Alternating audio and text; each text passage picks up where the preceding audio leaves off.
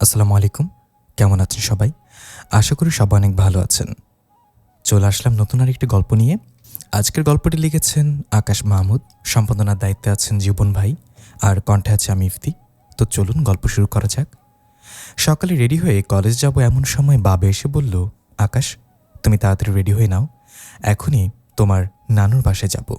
তোমার নানু খুব অসুস্থ। কিন্তু বাবা আজকে তোমার এক্সাম, কালকেও। বাবা কিছুক্ষণ যেন ভাবলেন, তারপর বললেন, তাহলে তুমি এক্সাম দিয়ে কাল চলে এসো, আমরা এখন যাচ্ছি। ঠিক আছে বাবা, আমি এক্সাম দিয়ে চলে যাব, তোমরা সাবধানে যেও। আমি কলেজে চলে আসলাম। একটা বিষয় মাথায় ঢুকছে না। কয়েকদিন আগেও নানুকে দেখে আসলাম সুস্থ, হঠাৎ নানুর কি এমন হলো যে অসুস্থ হলো, আর বাবা এত তাড়াতাড়ি চলে গেলেন? অনার্স ফাইনাল ইয়ারের টেস্ট পরীক্ষা চলছে আমার, তার মধ্যে আরেকটা টেনশন চলে আসছে মাথায়। পরের দিন পরীক্ষা শেষ করে তাড়াতাড়ি বের হলাম, এমন সময় বন্ধু পেছন থেকে বলে উঠল, আকাশ তাড়াহুড়ো করে কোথায় যাচ্ছিস? আসলে বন্ধু, আমার নানু খুবই অসুস্থ, তাই সেখানে যাচ্ছি। বন্ধুর সাথে আর কোনো কথা না বলে চলে আসলাম নানু বাড়ি। বাড়িতে এসে তো আমি পুরো অবাক হয়ে গেলাম, কেননা বাড়িটা খুব সুন্দর করে সাজানো, চারিদিকে লাইটিং করা, মনে হচ্ছে কারোর বিয়ে। কিন্তু আমার জানা মতে তো এই বাড়িতে বিয়ের উপযুক্ত কোনো মেয়ে কিংবা ছেলে নেই যে তার বিয়ে হবে। তাহলে কার বিয়ে? বাড়িটা বিশাল বড়, আমার নানুর দাদুর আমলের নাকি বাড়ি। এককালীন তারা বিশাল বড় লোক ছিলেন। এখনও মোটামুটি এই এলাকার ধনী এদের ধরা হয়, কিন্তু কিছুতেই বুঝতেছি না এই বাড়িতে আজ কার বিয়ে। মনের মধ্যে প্রশ্ন নিয়ে গেটের কাছে গেলাম। দারোয়ান আমাকে দেখে গেটটা খুলে দিল। আমি বাড়ির কাছে আসতেই সবাই বেরিয়ে আসলো। সবাই কেমন যেন দৃষ্টিতে আমার দিকে তাকিয়ে আছে, মনে হচ্ছে আজকে আমি প্রথম দেখছি এরা। বুঝতে পারছি না সবাই এরকম করে তাকিয়ে আছে কেন আমার দিকে। মামা মামি বেরিয়ে আসলেন, সবাইকে উদ্দেশ্য করে বললেন, এই তোমরা সবাই জামাই বাবাজিকে ঘরে নিয়ে চলো। আমি অবাক হয়ে তাকিয়ে আছি সবার দিকে। মামা জামাই বাবাজি কাকে বলছে? বাবাকে বললাম, বাবা মামা আমাকে জামাই বলল কেন? বাবা মুচকি হাসিতে বলল, নিজের মেয়ের হবু জামাইকে জামাই বলবে না তো কি বলবে? নিজের মেয়ের হবু জামাই মানে? আমি তো কিছুই বুঝতে পারছি না। মা এসে বলল, তোর কিছু বুঝতে হবে না, আমি তোকে সব বুঝিয়ে দিচ্ছি, আয় ভেতরে আয়। ভেতরে ঢুকতেই দেখি মামার ছোট্ট পিচ্চি মেয়েটা আমার দিকে তাকিয়ে আছে। সারাদিনের ক্লান্তিতে কখন ঘুমিয়েছি ঠিক মনে নেই। সকালে মিমা আমাকে ধাক্কাচ্ছে, এই ওঠেন, এতক্ষণ ঘুমিয়ে আছেন কেন, ওঠেন বলছি। আমি তাকিয়ে দেখি মিম ভেজা ভেজা চুলে দাঁড়িয়ে আছে আমার সামনে। দেখতে খুব সুন্দর লাগছে। মায়া ভরা মুখটার উপর থেকে কোনো অজানা মায়ায় যেন চোখ সরাতে পারছি না। মিম আমার দিকে তাকিয়ে বলল, ওভাবে কি দেখছেন? আমি ঘোর লাগা গলায় বললাম, তোমাকে খুব মায়াবতী লাগছে। মিম আমার কথা শুনে লজ্জায় মাথা নিচু করল। আমার ঘোর কেটে গেল চোখটা সরাতেই। মনে পড়ল, আমি মিমকে কি বললাম? ওর প্রতি কি আমি দুর্বল হয়ে গেলাম? না, ওর জন্য তো আমার ক্যারিয়ারটা শেষ হয়ে গেল, ওকে তো তার শাস্তি পেতেই হবে। আমি রাগান্বিত কণ্ঠে বললাম, ওই তুই এখন এখানে দাঁড়িয়ে আছিস কেন, যা এখান থেকে। মিম আমার কথা শুনে মুখটা গোমড়া করে চলে গেল। আমি ওয়াশরুমে গিয়ে ফ্রেশ হয়ে আসলাম। নিচে নামতেই দেখি সবাই আমাদের জন্য খাবার টেবিলে অপেক্ষা করছে। আমি এসে টেবিলে বসলাম, আর মিম সবাইকে খাবার বেড়ে দিল। খাওয়া শেষ করে রুমে আসলাম। বাবা এসে বলল, আকাশ আমরা আজকে মিমকে নিয়ে বাড়িতে যাব, তুমি রেডি হয়ে নাও। মিমকে নিয়ে যাওয়ার কী দরকার, মিম এখানেই থাক না। এখানে থাকবে মানে? মিম এখন আর মির্জা বাড়ির মেয়ে না, সে এখন চৌধুরী বাড়ির বউ। চৌধুরী বাড়ির একটা মান সম্মান আছে না? কিন্তু বাবা, তোমাকে বলেছি না আমি যা বলবো তাই হবে, আর কোনো কথা নয়। রুম থেকে চলে গেল বাবা। ধুর, আমার কোনো কথাই এদের কাছে কোনো দাম নেই। এই বাবাটা না বড্ড একরোখা, যা বলবে তাই। ইচ্ছের বিরুদ্ধে চলতে হয়, না হলে বাবা হয়ে নিজের আপন ছেলেকে জেলে দিতেও দ্বিধাবোধ করবে না। রেডি হয়ে সবাই গাড়িতে উঠলাম। মিম গাড়িতে ওঠার আগে তার বাবাকে জড়িয়ে ধরে অনেক কান্না করছিল। এতটা কান্না করছিল যে ওর কান্না দেখে আমারও কান্না পাচ্ছিল। হয়তো মেয়েটা বাবাকে প্রচুর ভালোবাসে। মিমের বাবা মিমকে আমার হাতে দিয়ে বলল, বাবা আমার কলিজার টুকরা মেয়েটাকে তোমার হাতে তুলে দিলাম, আমার মেয়েটাকে কখনো কোনো কষ্ট দিও না বাবা। আমি মামার কথায় মাথা নাড়লাম। গাড়িতে উঠেও মিম কান্না করছে।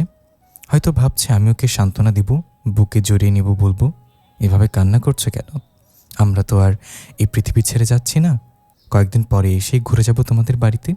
কিন্তু আমি সেটা করলাম না। একবার ভাবলাম মেয়েটাকে সান্ত্বনা দিই, কিন্তু পরক্ষণেই মনে হলো মিমের জন্য আমার লাইফটা নষ্ট হয়ে গেল।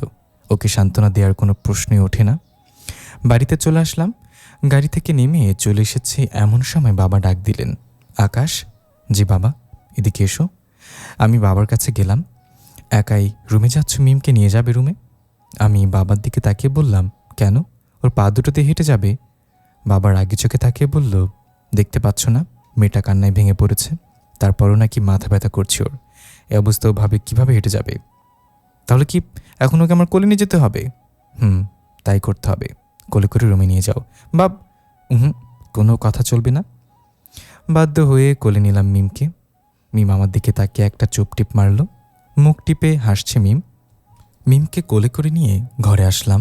বিছানায় গিয়ে নামাবো এমন সময় মিম বলে উঠল, এই আমাকে জোরে ফেলবেন না, তাহলে আমি চেঁচাবো। সত্যি বলতে ইচ্ছে ছিল জোরে ফেলার, কিন্তু মেয়েটা তো দেখছি ভারী শেয়ানা। আমার মুখ দেখে বুঝে ফেলল। এইটুকু মেয়ের মাথায় তো দেখছি বুদ্ধি গিটে গিটে ভরা। আমি এক দৃষ্টিতে তাকিয়ে আছি মিমের দিকে। কি মায়াবতী চেহারা, দেখলে মায়া লেগে যায়। সারাক্ষণ দেখতে ইচ্ছা করে, ঘোর যেন কাটে না। আমি তো ধীরে ধীরে মেয়েটার প্রতি দুর্বল হয়ে যাচ্ছি। কিন্তু আমার তো দুর্বল হলে চলবে না। আমার ইচ্ছের বিরুদ্ধে বিয়েটা হয়েছে, কিছুতেই বিয়েটা আমি মেনে নেব না। আর মেয়েটার শাস্তি আছেই। এই, আপনি এত মনোযোগ দিয়ে কী ভাবছেন? মিমের কথায় ঘোর কেটে গেল। দিলাম খাটের ওপর ফেলে। এবার মজা বুঝে আমার সাথে ফাজলামি করার। মাথা ব্যথার নাম করে আমার কোলে ওঠার মজা এবারে হলে একটু হলেও বুঝবে। ফেলে দেওয়ার পরেই মিম চিৎকার দিয়ে উঠল, ও মাগো, ও মাগো। তারপর কান্নাজড়িত কণ্ঠে আমার দিকে তাকিয়ে বলল, আপনি আমাকে এত জোরে বিছানায় ফেললেন কেন? আমি কত ব্যথা পেয়েছি জানেন? দাঁড়ান, এখনই বাবাকে ডাকছে। বাবা ডাকার আগেই মিমের মুখটা চেপে ধরলাম। রাগী চোখে বললাম, এই চুপ চুপ, একদম চুপ। মিম হাত দিয়ে আমার হাত সরানোর চেষ্টা করছে। আমি আরও জোরে চেপে ধরলাম। মেয়েটি এবার আমার হাতে খামচি মারল। আমি হাত সরাতেই মিম লম্বা লম্বা নিঃশ্বাস ছাড়ছে। আমি হাতের দিকে তাকিয়ে দেখি মেয়েটা আমাকে খামচি মেরে চামড়া তুলে ফেলেছে। রক্ত বের হচ্ছে হাত দিয়ে। মিমের দিকে তাকিয়ে দেখি মিম বুকে হাত দিয়ে নিঃশ্বাস নিচ্ছে। এই মেয়ে, তোমার হাতের নখ কোনোদিন কাটো না নাকি? আমার হাতের কী অবস্থা করেছো দেখো। মিম আমার ধমক শুনে কেঁদে দিল প্রায়। কাঁদো কাঁদো কণ্ঠে বলল, আপনি আমাকে এত জোরে চেপে ধরলেন, আমার দম বন্ধ হয়ে আসছিল, তাই বাধ্য হয়ে খামচি ধরেছি। এখন চিল্লাপাল্লা করলে বাবা কি ভাববে? তোমার মাথাকে একদম বুদ্ধিশুদ্ধি কিছুই নেই নাকি? যা আছে সব শয়তানি বুদ্ধি, তাই না? মিম আমার কথা শুনে নাক কুচকে বলল, কি বললেন আপনি? না কিছু না, বললাম তোমার মাথা অনেক বুদ্ধি। বলতে বলতে ওয়াশরুমে ঢুকে পড়লাম। একটু পরেই দরজা ধাক্কাচ্ছে মেয়েটা। রাগে দরজা খুলে বললাম, কি হয়েছে, ধাক্কাচ্ছিস কেন? আপনি সে কখন ওয়াশরুমে ঢুকেছেন, বের হচ্ছে না কেন? আমি ফ্রেশ হব না? তাই বলে এত জোরে ধাক্কাতে হবে দরজা? একটু হলে তো ভেঙে যেত। আমার কথা এবার মেয়েটা কেঁদে দিল। আপনি সবসময় আমাকে ধমকানি দেন কেন? ভালোভাবে কথা বলতে পারেন না? আপনি অনেক পচা। আমি মিমের কথায় কাঁদবো না হাসবো বুঝতে পারছি না। একদম বাচ্চাদের মতো কথা বলে মেয়েটা। আমি মুচকে হাসি দিয়ে আদুরে গলায় বললাম, আচ্ছা ঠিক আছে, আর ধমকাবো না, এবার কান্না বন্ধ করো। মিম কান্না থামিয়ে দিল তার ফর্সা দাঁতগুলো বের করে হি হি করে হেসে। তারপর হঠাৎই এসে আমার গালে চুম্মা খেলো মেয়েটা। আমি অবাক হয়ে তাকিয়ে রইলাম। রাগে গা জ্বলে যাচ্ছে আমার। মিম আমার হাতের নিচ দিয়ে ওয়াশরুমে ঢুকলো। তারপর আমাকে ধাক্কা মেরে বাইরে বের করে দিল। শয়তানি একটা হাসি দিয়ে দরজাটা বন্ধ করে দিল। ওর হাসি দেখে রাগটা কোথায় যেন হারিয়ে গেল আমার। কেমন যেন বাচ্চাদের মতো করে হাসে মেয়েটা। এমনিতেই মায়াবতী চেহারা, তারপর হাসলে আরও মায়াবতী লাগে। আমি বিছানায় থাকা তোয়ালেটা নিয়ে মুখ মুছে নিলাম। বাইকটা নিয়ে চলে আসলাম বাইরে হাওয়া খেতে। বন্ধুদের সাথে আড্ডা দিতেই সন্ধ্যা হয়ে গেল। বাড়ি চলে আসলাম। রাতে খাবার টেবিলে বসে আছি। মিম একে একে সবাইকে খাবার বেড়ে দিচ্ছে। এমন সময় বাবা বলে উঠল, আকাশ, 7 দিন পর একটা গেট টুগেদারের আয়োজন করা হয়েছে, তুমি কাকে কাকে ইনভাইট করবে সেটা সিলেক্ট করে নাও।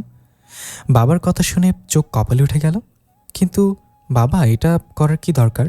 কি দরকার মানে? আমার একমাত্র ছেলে, আমার স্বপ্ন ছিল তোমার বিয়েটা ধুমধাম করে দিব, কিন্তু সেটা তো আর হলো না। তাই আমার সমস্ত আত্মীয় স্বজনদেরকে দাওয়াত করে একটা অনুষ্ঠান করব।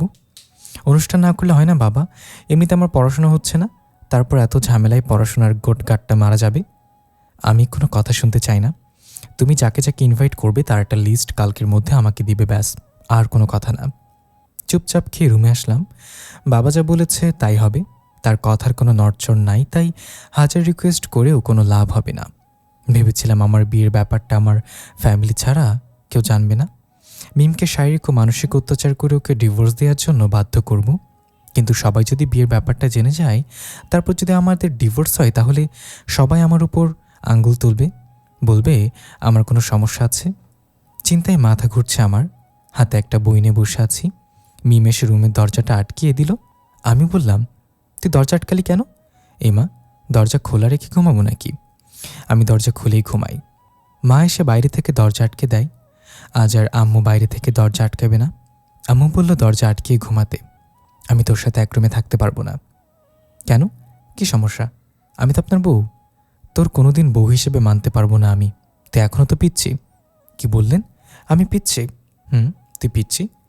মিম আমার দিকে এগুচ্ছে আর বলছে, আমি পিচ্ছি তাই না? এই, একদম আগাবি না। মিম আমার অনেক কাছে এগিয়ে আসছে। আবার পিচ্ছি বলো? একবার নয়, হাজারবার বলবো তুই পিচ্ছি। মিম আমাকে এবার ধাক্কা মেরে বিছানায় ফেলে দিল আর আমার শরীরের উপর ঝাঁপিয়ে পড়ল। আমার ঠোঁটের কাছে মিমের ঠোঁট নিয়ে আসছে। আমার দুই হাত ওর দুই হাত দিয়ে ধরে আছে। আমি বললাম, এই এই পিচ্ছি, কী করছিস? ভালো হচ্ছে না কিন্তু। মিম তার ঠোঁট আমার ঠোঁটের একদম কাছে নিয়ে আসছে। মিমের নিঃশ্বাস ভারী হয়ে আসছে। ওর প্রতিটা নিঃশ্বাস আমার নিঃশ্বাসের সাথে ধাক্কা খাচ্ছে। হঠাৎ মিম তার ঠোঁট আমার ঠোঁটে মিলিয়ে দিল। আমি একটা ঝটকা মেরে মিমের কাছ থেকে নিজেকে ছাড়িয়ে নিলাম।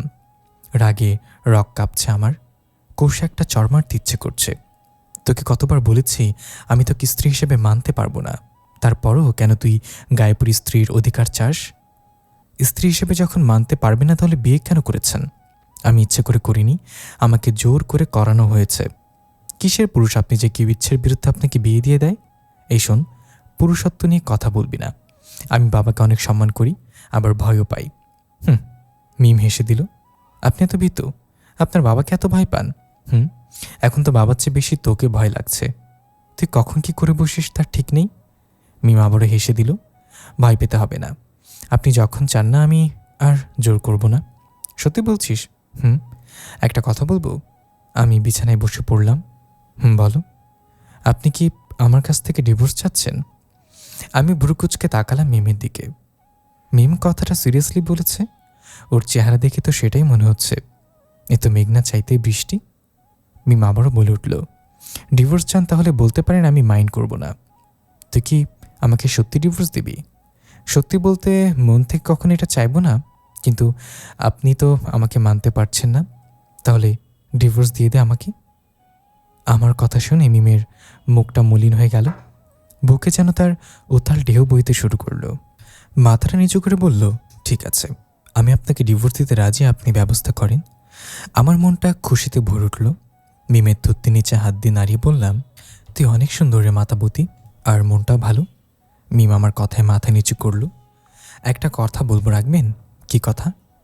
যতদিন আমাদের ডিভোর্স হচ্ছে না, ততদিন আমি আপনার সাথে স্বামী স্ত্রীর মতোই থাকব। আর মা আর আব্বুকে যেন এই ব্যাপারে কিছুই জানাবেন না, তারা শুনলে খুব কষ্ট পাবে।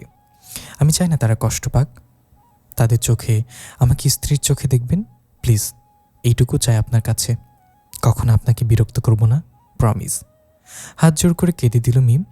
আমি মিমের হাত ধরে বললাম, আচ্ছা ঠিক আছে, তোর কথা মতোই কাজ করব। আমি বিছানা থেকে উঠে চলে আসবো। হঠাৎ মনে হলো গেট টুগেদারের কথা। বিছানায় বসে মিমকে বললাম, কিন্তু একটা ঝামেলা হয়ে গেছে মিম। মিম চোখের জল মুছে বলল, কি ঝামেলা হয়েছে? বাবা তো গেট টুগেদারের আয়োজন করেছে, তাতে কি হয়েছে? একবার যদি গেট টুগেদার হয়ে যায়, তাহলে সবাই জেনে যাবে আমার বিয়ের কথা। আর তারপর যদি তুই আমাকে ডিভোর্স দিস, তাহলে সবাই ভাববে আমার সমস্যা আছে, আমার মান সম্মান সব শেষ হয়ে যাবে। মিম আমার কথা একটা মুচকে হাসি দিল। সমস্যা নেই, বাবাকে বলে আমি ম্যানেজ করে নিব, এটা নিয়ে আপনি চিন্তা করবেন না। খুশিতে বুক ফুলে উঠেছে আমার। মনে হচ্ছে এখনই মিমের কপালে একটা চুমু এঁকে দিই। মেয়েটাকে যেরকম ভেবেছিলাম, আসলে মেয়েটা সেরকম না। হাত দিয়ে মিমের গাল টিপে বললাম, সত্যি তুই অনেক ভালো রে মায়াবতী। মিম একটু লজ্জা পেয়ে বলল, একটা শর্ত আছে। আমি ভুরুকুচকে বললাম, কি শর্ত? আপনি আর কখনো আমাকে তুই করে বলতে পারবেন না, তুমি করে বলতে হবে, না হলে গেট টুগেদার হয়ে যাবে। আচ্ছা ঠিক আছে, এখন থেকে তুমি করে বলবো। বিছানা থেকে উঠে সোফায় গেলাম। মিম বলে উঠল, এক বিছানায় ঘুমালে কি হয় না? আমি কিছু না বলে শুয়ে রইলাম। মাঝরাতে ঘুম ভেঙে গেল কারোর কান্নার আওয়াজে। ধরফরিয়ে উঠে বসলাম। কান্নার আওয়াজটা বিছানা থেকে আসছে। মনের মধ্যে খোঁচা মেরে উঠল। কাছে গিয়ে লক্ষ্য করলাম মিম মুখ টিপে ফুপিয়ে কান্না করছে। বুকের মধ্যে কেন জানি কষ্ট হতে লাগলো আমার। ইচ্ছে করছে মিমকে জড়িয়ে ধরে ওর কান্না বন্ধ করতে, কিন্তু তা করা যাবে না। তাহলে আমি আমার মূল লক্ষ্যে কখনো পৌঁছাতে পারবো না। মিমকে তো কখনো এভাবে কষ্ট দিতে চাইনি। বাবা মা না বুঝেই আমাকে বিয়ে দিয়ে দিল। আমার কোনো ইচ্ছে তাদের কাছে নিম পাতার মতো বিষাক্ত লাগে। সবসময় কেন তাদের ইচ্ছেটা আমার উপর চাপিয়ে দেয়? একবার কি বোঝার চেষ্টা করে না আমার ভবিষ্যৎ আমি নিজে করতে চাই? তাদের ইচ্ছের কাছে আমার ইচ্ছে ধামাচাপা দিতে হয়। পৃথিবীর সব বাবা মা কি একই রকম, নাকি আমার বাবা মাই আলাদা? বুঝলাম তাদের স্বপ্ন আছে, তাদের স্বপ্নে তারা অটুট থাকুক। একবারও কি তারা ভেবেছে আমার স্বপ্নের কথা? তাদের স্বপ্ন তারা যে করেই হোক পূর্ণ করবে। তার জন্য যদি আমার স্বপ্নটাকে গলা টিপে হত্যা করতেও হয়, প্রয়োজনে তাই করবে। তাদের কথার মূল্য আছে, আমার কথার মূল্য নেই। তাদের কথা রাখার জন্য আমাকে যে কারোর সাথেই বিয়ে দিয়ে দেবে। একবারও তারা ভাবে না আমি তো তাদেরই সন্তান, আমি তো কাউকে কথা দিতে পারি। আমি আর পারছি না। ছোটবেলা থেকে নিজের ইচ্ছে, স্বপ্ন, শখ, আহ্লাদ সব কিছু তাদের জন্য কুরবানি করতে করতে আমি অতিষ্ঠ। এবার আমার মূল লক্ষ্যে আমাকে পৌঁছাতেই হবে। আজকে যদি আমার ইচ্ছের বিরুদ্ধে মিমের সাথে আমাকে বিয়ে না দিত, তাহলে মিমের স্বামীর সংসার ভাঙত না। যে করেই হোক কষ্টটাকে মন থেকে দূর করতে হবে। সোফায় এসে বসে পড়লাম। মিমের জন্য কষ্ট হলেও আমার কিছু করার নেই। আমার স্বপ্নটা তো পূরণ করতেই হবে। ভাবতে ভাবতে ঘুমিয়ে পড়লাম। সকালবেলা মিমের ডাকে ঘুম ভাঙল। আবছা চোখে তাকিয়ে দেখি মেয়েটা তার ফর্সা দাঁত বের করে হি হি করে হাসছে। চোখের দিকে তাকিয়ে দেখি চোখটা ফুলে গেছে। মনে হয় সারা রাত কান্না করেছে। এত কষ্ট নিয়েও মেয়েটা হাসছে কেমনে আমার বুঝে আসে না। আমি চোখ ডলতে ডলতে বললাম, কি ব্যাপার, হাসছো কেন? মিম কোনো মতে হাসিটা বন্ধ করে বলল, আপনার লুঙ্গি কোথায়? মিমের কথা ইতস্তত হয়ে তাকালাম লুঙ্গির দিকে। ওমা, কিন্তু লুঙ্গি নেই, পরনে শুধু হাফ প্যান্ট আছে। লুঙ্গি গেল কোথায়? কাচুমাচু হয়ে হাত দিয়ে ইজ্জত ঢাকলাম। মিম পেছন থেকে লুঙ্গিটা বের করে বলল, লুঙ্গিটা সাবধানে রাখতে পারেন না, আর আমাকে পিচ্চি বলেন। মিমের হাত থেকে লুঙ্গিটা ছুঁ মেরে নিলাম। ছোটবেলা থেকে লুঙ্গি আমার কথা শোনে না। রাতে পরে শুয়ে থাকলে সকালে খুঁজে পাই না, তাই বাধ্য হয়ে হাফ প্যান্ট পরতে হয়। আসলে আমি রাতে শুয়ে থাকলে আমার লুঙ্গি ঠিক থাকে না। এর জন্য কত বকা খেয়েছে আমার কাছে তার হিসেব নেই। মিম আমার কথায় হো হো করে হেসে দিল। আমিও বোকার মতো হাসতে লাগলাম। মিম হাত দিয়ে মুখ টিপে বলল, যান ফ্রেশ হয়ে নিন, সবাই আমাদের জন্য অপেক্ষা করছে। বলেই মিম রুম থেকে চলে গেল। রাগের মাথায় চুল ছিঁড়তে ইচ্ছে করছে। এত বড় হয়ে গেছে, এখন পর্যন্ত লুঙ্গিটা সাবধানে রাখতে পারলাম না। আজকে যদি হাফ প্যান্ট পরা না থাকতো তাহলে তো ইজ্জতের ফালুদা হয়ে যেত। নিজের মাথায় নিজেই গাঁটটা মেরে ওয়াশরুমে চলে গেলাম। ফ্রেশ হয়ে এসে দেখি সবাই খাবার টেবিলে আমার জন্য অপেক্ষা করছে। চেয়ার টেনে টেবিলে বসতে বাবা বলল, এতক্ষণ লাগে ঘুম থেকে উঠতে? কখন থেকে অপেক্ষা করছি তোমার জন্য। আমি কিছু বললাম না, খাওয়া শুরু করলাম। কলেজের সময় হয়ে গেছে, তাড়াতাড়ি কলেজে যেতে হবে। বাবা আবারও বলে উঠল, তোমাকে যে রাতে বলেছিলাম তুমি যাকে যাকে ইনভাইট করবে তার লিস্ট দিতে, কথাটা মনে আছে নাকি গিলে খেয়েছ? আমি মুখে খাবার নেওয়া অবস্থায় মিমের দিকে তাকালাম। মিম আমাকে চোখের ইশারায় বোঝালে চুপ থাকতে। আমি সব সামলে নিচ্ছি। আমি চুপ হয়ে রইলাম। বাবা আবার বলে উঠল, কি হলো, কথা বলছো না কেন? বাবার কথা শুনে মিম বলে উঠল, বাবা আমার একটা কথা ছিল। কি বলবে মা, বলো। আসলে বাবা বলছিলাম কি, গেট টুগেদারের আয়োজন করার দরকার নেই। অযথা এসব করে টাকা নষ্ট করার কি দরকার? আপনি বরং টাকাগুলো আমাকে একটা কলেজে ভর্তি করে দিন, আমি পড়াশোনা করতে চাই। আমি মিমের দিকে ভুরু কুচকে তাকালাম। বাবা ঈষৎ না করে বলল, কিন্তু মা। বাবাকে পুরোটা না বলতে দিয়ে মা বলে উঠল, মিম যখন বলছে তখন এসব দরকার নেই, বরং মিমকে কলেজে ভর্তি করে দেওয়াটাই ভালো, তাতে মিমের ইচ্ছেটা পূরণ হবে। বাবা কিঞ্চিত এসে বলল, ঠিক আছে, তোমার মা মেয়ে যখন চাইছো তখন তাই হবে। আমি তো পুরাই অবাক, ভাবতেই পারছি না বাবা মিমের কথা এত সহজে মেনে নেবে। যে মুখে যা বলে তাই করে, নিজের ছেলে কোরবানি হলেও আসে যায় না, আর সে সামান্য ছেলের বউয়ের কথায় হাসি মুখে মেনে নিল। একেই বলে মেয়েদের প্রতি দুর্বলতা। কিন্তু মিম কলেজে ভর্তি হবে কেন? খেয়ে রুমে আসলাম। বিছানায় বসে মিমের জন্য অপেক্ষা করছি। একটু পরেই মিম চলে আসলো। তুমি কলেজে ভর্তি হওয়ার কথা বললে কেন? মিম আমার দিকে ভাবলেশীনভাবে তাকিয়ে বলল, কলেজের কথা না বললে বাবা কিছুতেই রাজি হতো না, তাই বলেছি। আমি কিছু বললাম না। বলতে হবে মেয়েটার বুদ্ধি আছে। আপনি কি কোনো কারণে ভয় পাচ্ছেন? না না, ভয় পাবো কেন? তুমি কি সত্যি কলেজে ভর্তি হবে? কেন? আপনার কি সমস্যা হবে তাতে? না, সমস্যা হবে কেন? মুচকে হাসি দিয়ে বেরিয়ে পড়লাম। ড্রয়িং রুমে যেতেই বাবা পেছন থেকে ডাক দিলেন, আকাশ, কোথায় যাচ্ছ তুমি? কেন? কলেজে যাচ্ছি বাবা। একা কেন? মিম কোথায়? মিমকে সাথে করে নিয়ে যাও। বলেই বাবা মিমকে ডাক দিলেন। মিম বেরিয়ে আসলো। কাছে আসতেই বাবা বললেন, মিমকে তোমার কলেজে ভর্তি করে দিবে। প্রফেসরের সাথে কথা হয়েছে আমার। বাবার কথাটা শুনে আমতামতা করে বললাম, বাবা, আমার কলেজে কেন? অন্য কলেজে ভর্তি করে দাও। বাবার আগের চোখে তাকালো। অন্য কলেজে কি মিম একা একা যাবে? তোমার সাথে প্রতিদিন মিমকে নিয়ে যাবে, তার জন্যই তোমার কলেজে ভর্তি করা। এবার কোনো কথা না বলে যাও, দেরি হয়ে যাচ্ছে। তারপর মিমকে মাথায় হাত দিয়ে বলল, সাবধানে যাস মা। আমি ততক্ষণে বাইকের কাছে চলে আসছি। মিম বাইকের কাছে এসে বলে উঠল, ওয়াও, আমরা বাইকে যাব। আমার কতদিনের স্বপ্ন, আমরা স্বামী স্ত্রী বাইকে ঘুরে বেড়াবো, আর সেই স্বপ্নটা আমার পূরণ হতে যাচ্ছে। মিম খুশিতে লাফাচ্ছে। একদম বাচ্চাদের মতো লাগছে। ওই বাচ্চাদের মতো লাফাচ্ছ কেন? মিম মাথা নিচু করে বলল, সরি, সময় নেই, বাইকে উঠে জলদি। মিম আমার কাঁধে হাত রাখলো। তারপর কাঁধে ভর করে বাইকে উঠতে লাগলো। আর একটু হলেই পড়ে যেতাম। রাগান্বিত কণ্ঠে বললাম, ওই, বাইকে উঠছিস নাকি গাছে উঠতেছিস? আপনার ঘাড়ে উঠছি, চলেন এবার। বাইকটা স্টার্ট দিলাম। মাঝ রাস্তায় যেতে যে ভয়টা পাচ্ছিলাম সেটাই হলো, সামনেই আমার বন্ধুরা দাঁড়িয়ে আছে। প্রায় সবাই মিলে আড্ডা দেয় এখানেই। এখন যদি বন্ধুরা আমাদের দেখে ফেলে তাহলে কেলেঙ্কারি হয়ে যাবে। আমি বাইকের স্পিডটা বাড়িয়ে দিলাম। মিমকে বললাম আমাকে শক্ত করে জড়িয়ে ধরতো। মিম খুশিতে আমাকে জড়িয়ে ধরলো। এমন শক্ত করে জড়িয়ে ধরেছে আমার প্রায় দম বন্ধ হওয়ার উপক্রম। ঝড়ের বেগে বাইক চলছে। বন্ধুরা কিছু বুঝে ওঠার আগেই ওদের পার হয়ে চলে এলাম কলেজে। বাইক থামাতেই মিম কাঁদতে কাঁদতে নেমে বলল, আপনি এত জোরে বাইক চালালেন কেন? যদি অ্যাক্সিডেন্ট হতাম? মিমের কান্না দেখে আমার কিছুটা হাসি পেল, আবার রাগ হতে লাগলো। ধমক দিয়ে বললাম, এই চুপ করো, কি বাচ্চাদের মতো কান্না করছো? এটা বাসা না, কলেজ। মিম কান্না জড়িত কণ্ঠে বলল, আমাকে ধমকাচ্ছেন কেন? আমি কত ভয় করেছিলাম জানেন আপনি? এখন ভয় তাহলে বাইক ওঠার শখ কেন তোমার? তাই বলে আপনি তো জোরে চালাবেন? আবার হু হু করে কান্না জুড়ে দিল। মেজাজটা এবার হাই ভোল্টের গরম হয়ে গেল। এতগুলো মানুষের সামনে এভাবে কান্না করছে, মানুষ কি ভাববে? রাগটাকে কন্ট্রোল করলাম। একে এভাবে বোঝানো যাবে না, সুন্দর করে আদর মাখা কণ্ঠে বলতে হবে। মিমের চোখ মুছতে মুছতে বললাম, আচ্ছা ঠিক আছে, নেক্সট টাইম আর এরকম হবে না, প্লিজ কান্না বন্ধ করো। মিম আমার দিকে তাকিয়ে দাঁত বের করে হি করে হেসে দিল। হঠাৎ বলে উঠল, তাহলে একটা চুমু দিন। মিমের কথায় হতদণ্ড হয়ে গেলাম। এই মেয়েটা পাগল নাকি? এভাবে পাবলিক প্লেসে কেউ চুমু চায়, তা আবার নর্মালভাবে? মেয়ের বাচ্চাদের মতো স্বভাব সত্যি আমাকে অবাক করে তোলে। রাগে মেজাজটা গরম হয়ে গেল। ধমক দিতে গিয়েও দিলাম না। আবার যদি জোরে জোরে কান্না করে, আদরে গলায় বললাম, এখন না, বাসায় কি দিব, এখন চলো। মিম আমার হাত ধরে হাঁটতে লাগলো। আমার কেমন অস্বস্তি বোধ হচ্ছে। সবাই আমার দিকে কেমন করে তাকিয়ে আছে।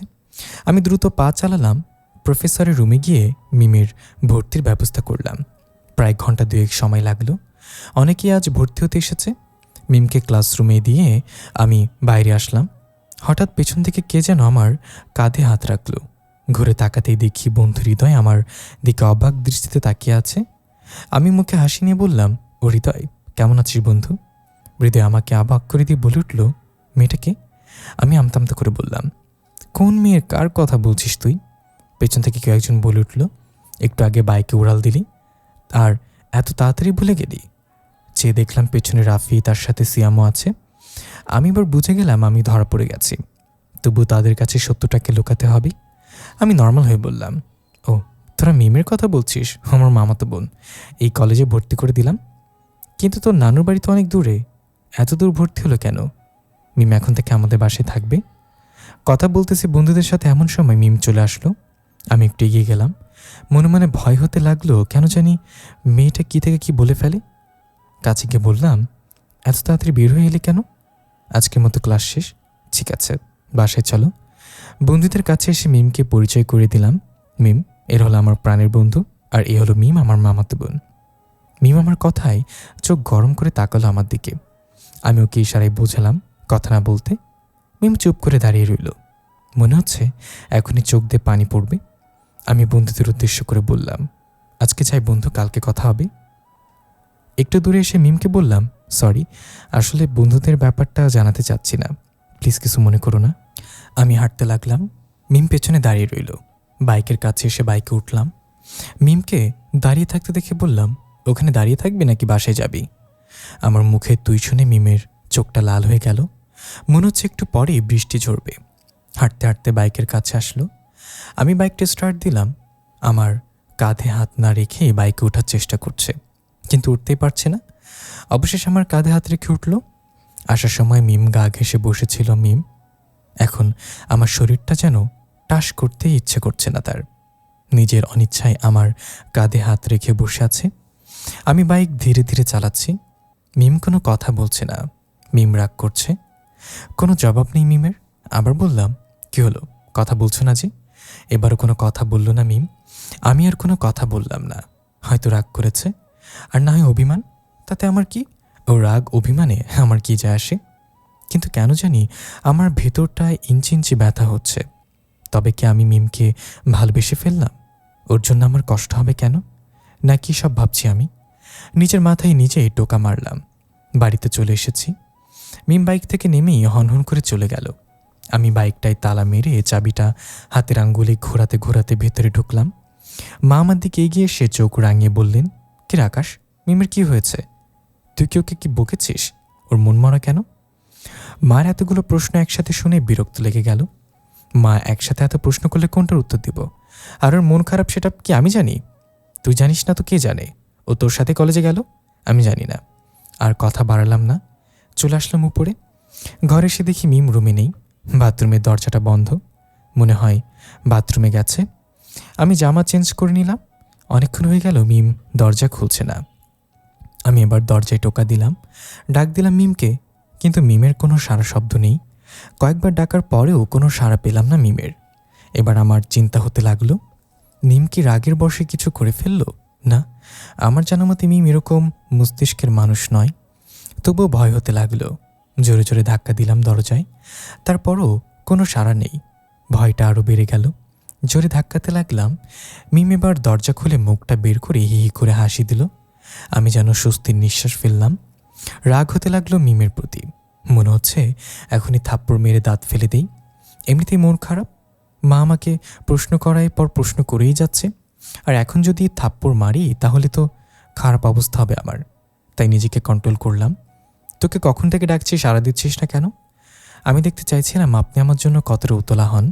আবার হি হি করে হেসে উঠল। রাগ আমার চরম পর্যায়ে।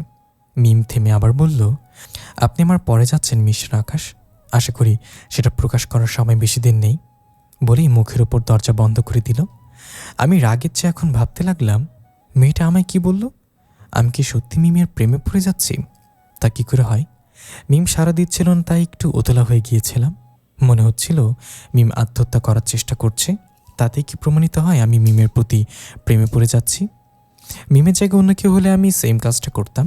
আরে, আমি তোকে ঘৃণা করি, ওকে ভালোবাসতে যাব কোন দুঃখে? হঠাৎ আমার অন্তরাত্মা যেন বলে উঠল, আরে পাগল, ঘৃণার অপর পৃষ্ঠাকে ভালোবাসা। মাথাটা কেমন জানি ঝিনঝিন করছে। আমি কি ভাবছি আবল তাবল। বিছানায় বসে পড়লাম। কিছুক্ষণ পর মিম বের হয়ে আসলো। আমি দেরি না করে চলে গেলাম ফ্রেশ হতে। মা রুমে এসে মিমকে বলল, কিরে মা, তোর মন মরা কেন? কিছু হয়েছে? না আম্মু, কিছু হয়নি তো। তাহলে তখন তোর মন খারাপ দেখলাম কেন? আকাশ তোকে কিছু বলেছে? আমি বাথরুম থেকে সব শুনছি। ভয় হচ্ছে খুব। মানে মিম এখনই বলে ফেলবে আমি ওকে বোন বলেছি। তাহলে তো আমার নিষ্ঠুর বাবা আমাকে আস্ত রাখবে না। মিম কিছুক্ষণ চুপ করে থেকে বলল, আম্মু বলেছে। আমি আতকে উঠলাম। এই মেরেছে, এবার মনে হয় আমার উপর ঘূর্ণিঝড় শুরু হবে। মা রেগিয়ে মেগিয়ে আগুন হয়ে বলল, ওই বলেছে কি হারামজাদা? তুই একবার বল, ওকে আমি জেলের ভাত খাওয়াবো।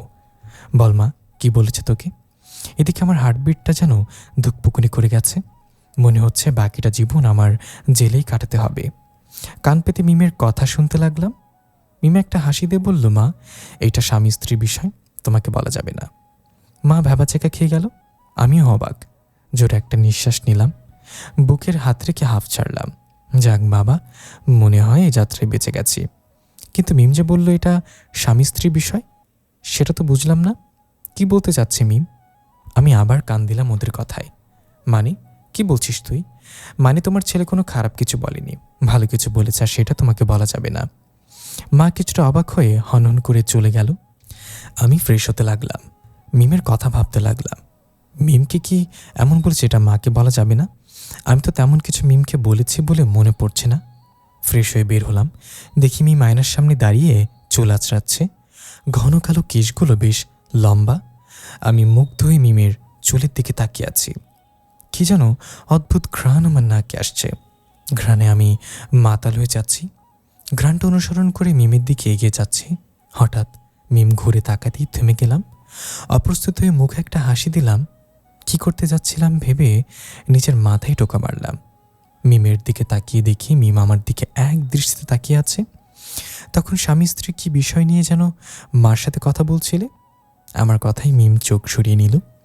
আমি অবাক হয়ে আমার বলা কথাটা ভাবছি।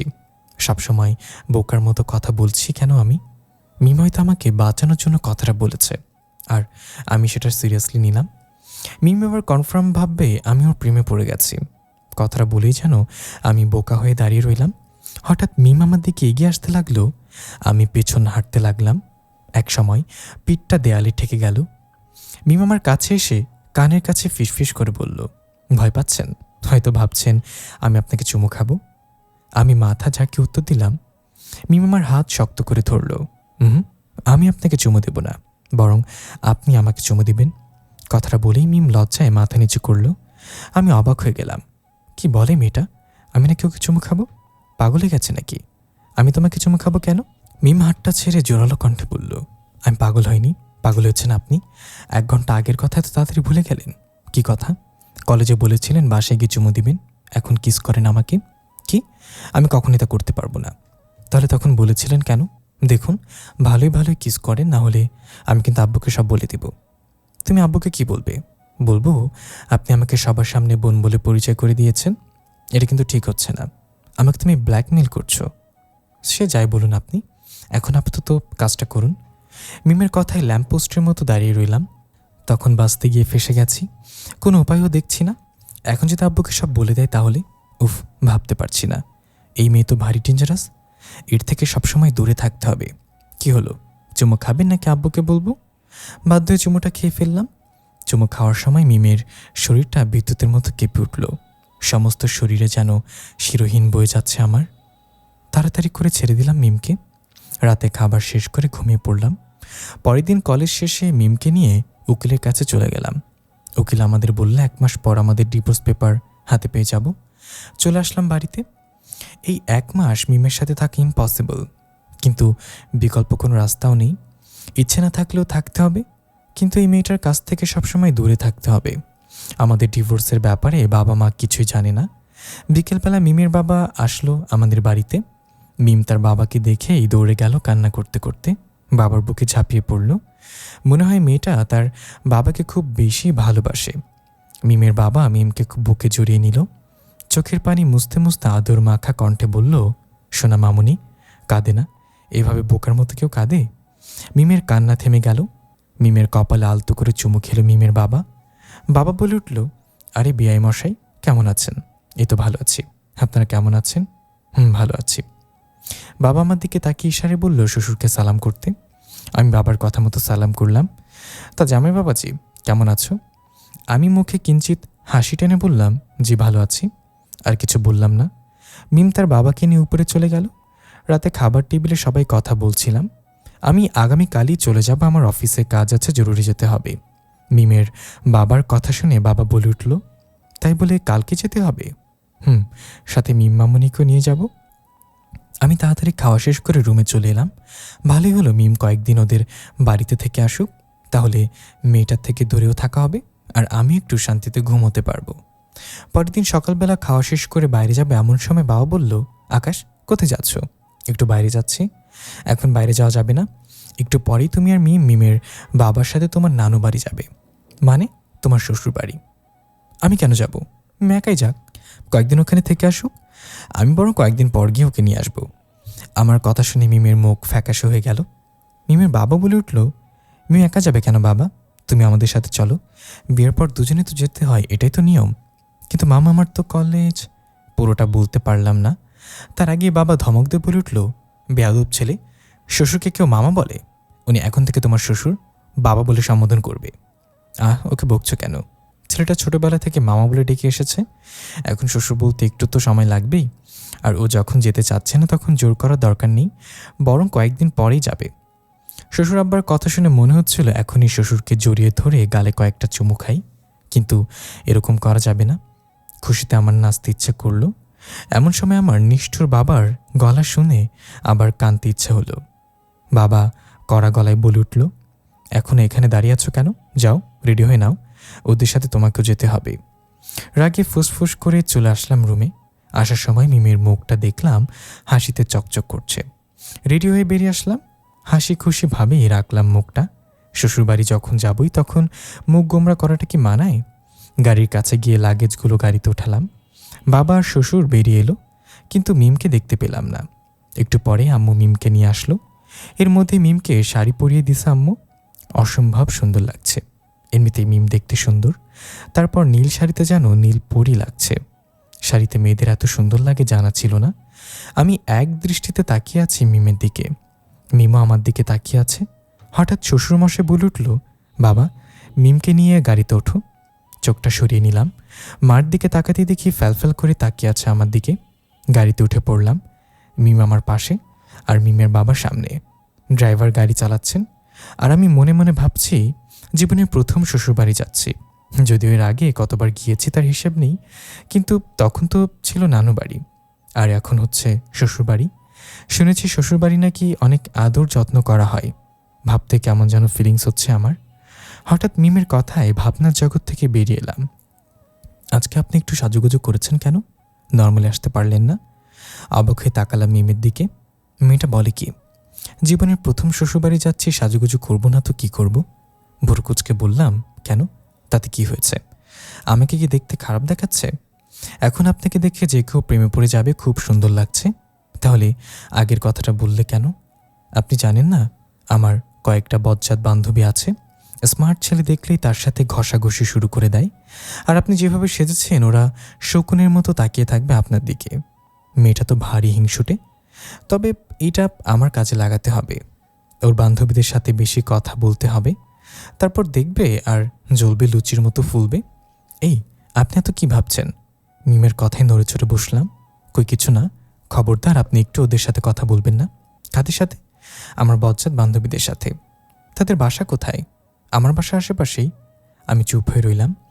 কথা বলি আর না বলি সেটা বাড়িতে গিয়েই ঠিক করা যাবে। রাস্তায় আর কোনো কথা বললাম না। অবশেষে বাড়িতে চলে আসলাম। দারোয়ান গেট খুলে দিল, গাড়ি বাসায় ঢুকে গেল। সদর দরজার সামনে গিয়ে থামতেই কয়েকটা ছেলে মেয়ে হুড় করে গাড়িতে ভিড় করলো। বাড়ির সবাই চলে আসলো। মামি থুকু, আমার শাশুড়ি, আমার কাছে এসে আমার গালে হাত দিয়ে চুমু খেয়ে বলল, সোনার টুকরা ছেলে আমার, কেমন আছো বাবা তুমি? আগে থেকেই মিমের মা প্রচণ্ড ভালোবাসে। যখন মামি ছিল তখনই আমাকে তার মেয়ের চেয়ে বেশি ভালোবেসেছে। আর এখন তো আমি তার জামাই হয়ে গেছি, তাই আদরটা এখন বেশি। মেয়ের দিকে তার কোনো খেয়াল নেই, আমাকে নিয়ে এসে ব্যস্ত। মিম মায়ের কাছে এসে জড়িয়ে ধরল। সবাই আমাদের ঘরে ভেতরে নিয়ে গেল। ঘরে ঢুকতেই মিমের পিচ্ছি বোন মিষ্টি আমার দিকে তাকিয়ে সেদিনের মতো চোখ টিপ মারল। আমি চোখ বড় বড় করে তাকালাম। এবার মেয়েটা আমার দিকে ফ্লাইং কিস ছুড়ে দিল। আমি আতকে উঠলাম। চোখ গরম করে তাকাতেই বিচ্ছুটা চলে গেল। কি বিচ্ছু বাইরি। সোফায় বসে রইলাম, সবাই আমাকে নিয়ে ব্যস্ত। একটু পরে রুমে চলে আসলাম। রুমটা খুব সুন্দর করে গোছানো। মিম আমাকে একটা তোয়ালে দিয়ে বলল, যান ফ্রেশ হয়ে নিন। আমি চলে গেলাম ওয়াশরুমে। ফ্রেশ হয়ে বাইরে আসলাম, তারপর মিম ফ্রেশ হয়ে নিল। বিকালে ছাদে দাঁড়িয়ে আছি, মিম তার বন্ধুবান্ধবীদের নিয়ে ছাদে আসলো। পায়ের শব্দে ঘুরে তাকাতেই দেখলাম কয়েকজন মেয়ে, তার সাথে মিম। মিম আমাকে এসে সবাইকে পরিচয় করে দিতে লাগলো। একটা মিম বলে উঠল, থাক, তোর পরিচয় দিতে হবে না, আমি পরিচয় হয়ে নিচ্ছি। কথাটা বলেই হাত বাড়িয়ে দিল আমার দিকে। আমি নোভা, মিমের বেস্ট বান্ধবী। আমিও হাত মিলে বললাম, আমি আকাশ। মিমের দিকে তাকিয়ে দেখি রাগে চোখ মুখ লাল হয়ে আছে। আমি আগুনের ভেতরে আর একটু কেরোসিন ঢেলে দিলাম। তোমার নামটা খুবই সুইট। নোভা লজ্জায় লাল হয়ে বলল, আপনার নামটা অনেক সুন্দর। মিমির মুখের দিকে চাওয়া যাচ্ছে না, রাগে ফুসফুস করছে। রাগে গজগজ করে বলল, ওই নোভা, হাত ছাড়। নোভা তবুও হাত ছাড়ছে না। সত্যি বলতে আমি ওর হাত শক্ত করে ধরে আছি। মিম রাগে এগিয়ে এসে নোভাকে একটা ঠাস করে চড় মারল। আমি হতবম্বের মতো দাঁড়িয়ে রইলাম। হাতটা ততক্ষণে ছেড়ে দিয়েছি। নোভা রাগ করে চলে গেল। মিম আমার দিকে তাকিয়েই আমি তাকে অবাক হলাম। মিমের চোখে জল। মেয়েটা কাঁদতেছে। অবাক হয়ে রইলাম। মিম হেঁচকি দিয়ে কাঁদতে কাঁদতে বলল, আপনি খুব খারাপ, আপনি অনেক পচা, একদম বাচ্চাদের মতো কান্না করছে। ওর কান্না দেখে আমার ভেতরে কেন জানি দুমড়ে মুচড়ে যাচ্ছে। বুকের বাঁদিকে ইঞ্চি ইঞ্চি ব্যথা হচ্ছে। আমি মিমের হাত ধরতে মিম হ্যাচকা টান মেরে কাঁদতে কাঁদতে ছাদ থেকে চলে গেল। আমিও পেছন পেছন গেলাম। মিম রুমে ঢুকে দরজাটা আটকে দিল।